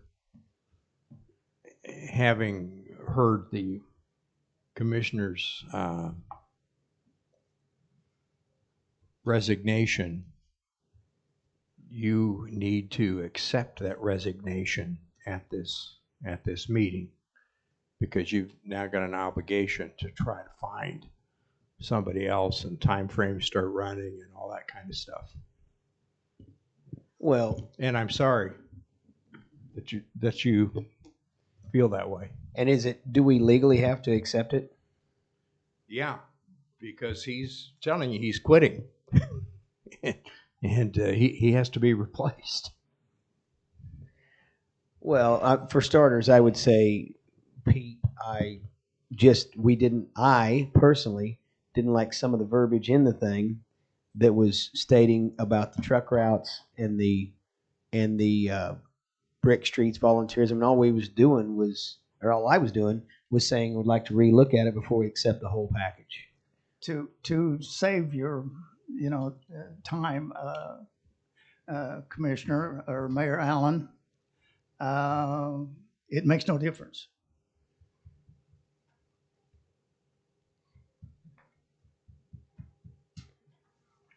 Yeah, I mean, we don't have to accept it. I mean, what's the protocol, Bob? What's the time frame? Well, you now have a vacancy. Well, I don't think it's vacancy until it's signed by Pete. Is that correct? No, it doesn't have to be signed. This is a public meeting. It's not like he's not required to give a written letter or anything like that. He can quit anytime that he chooses to do so. Right. And your ordinance says when that happens, you move on because you've got 10 days to find another candidate, as I recall, Diane. Correct. Well, we've been with 4 commissioners before and went into discussion on how, we went meetings with only 4 commissioners. I know that. Oh, sure. Absolutely. I'm just taking one thing at a time. You have a vacancy, you need to deal with it. I mean, and I'll just say, I mean, Pete and I have had our disagreements. We've gotten along. But there's been many times, Pete, something didn't go your way and you do something like this. But I mean, I still want you on the commission. So, I mean, it's, you know, I don't think we have to make a decision tonight. If Pete, I'm assuming if Pete decides tomorrow or the day after, within a certain amount of time, he doesn't want to do it, that's okay, Bob? Yeah, you're probably right, but how many times does Pete have to tell you the same thing over again? I mean, he's indicated he's through. Well, again, I'll interject and say that I would like to just let it set for right now, and Pete may change his mind in a couple days. I don't know, may not, but right now he's not in the mood. But who knows? So, okay. I mean, I'll just say if tomorrow Pete has the same feeling, we call a special meeting, we accept it. So, honestly, it doesn't need to drag out if Pete really wants to do it, but at least give it overnight. Agreed. And we can have a special meeting. Yeah, I think that's fair. Agreed. Up next, Tim. Yes. As you said earlier, Mr. Mayor, passing of Dick Hedges, I got to know him in a Rotary Club. What a great loss to the city and a former commissioner. Thank the city team for all their work during the snowstorm last week. Also wanted to congratulate Bourbon County Ready for they won an award here, the Site Selectors Guild Award, and for their work with the county commission, the city commission, and for bringing healthcare, noble health back to the city. The land bank, just to update you all, we've had a couple of land bank meetings. Got some pretty good ideas going forward. We're going to reach out now. Yeah, Kelly was in the last one, to the current land bank property owners to see if we'll get them to go ahead and pass that land on to the city so we can have it properly donated, so we can have it properly titled for any prospective buyers. Also, Kelly, I wanted to touch base real quick. We'll be at the end of the first quarter of the year here in March. Don't know if you had a chance to look at that SWOT analysis or not, but I would think quarterly might be a good time to maybe look by department of whether or not that's something you could put together for the meeting. Okay.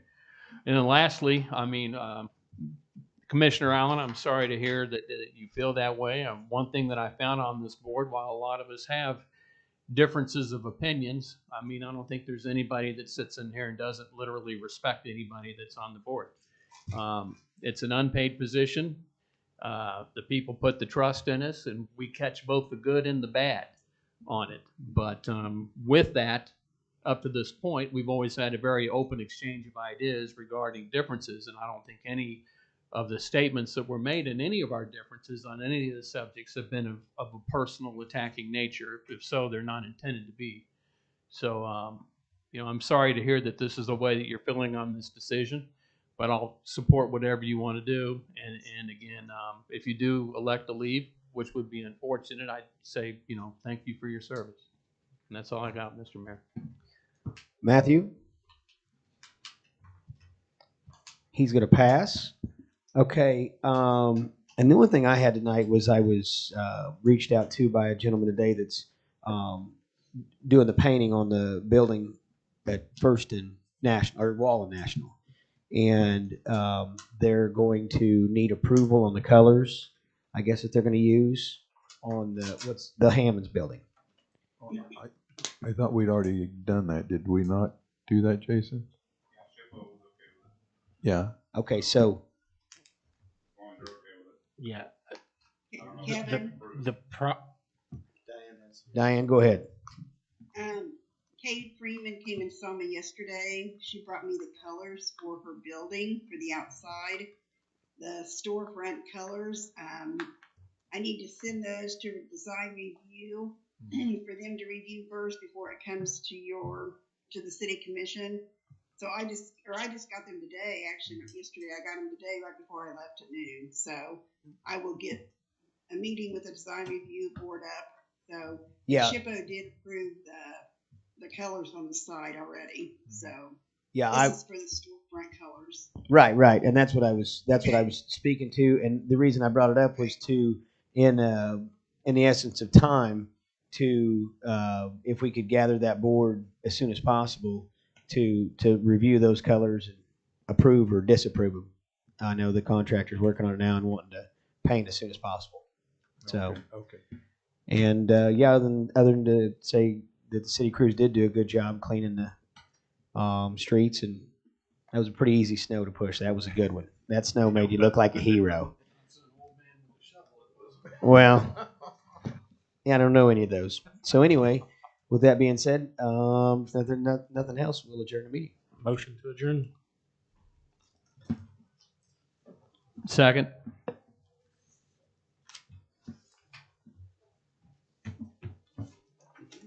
Tim Van Hickey,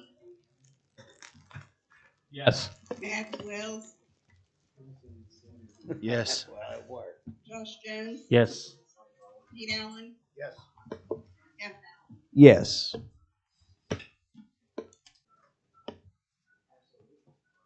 You're still on. Maybe hold down on that button.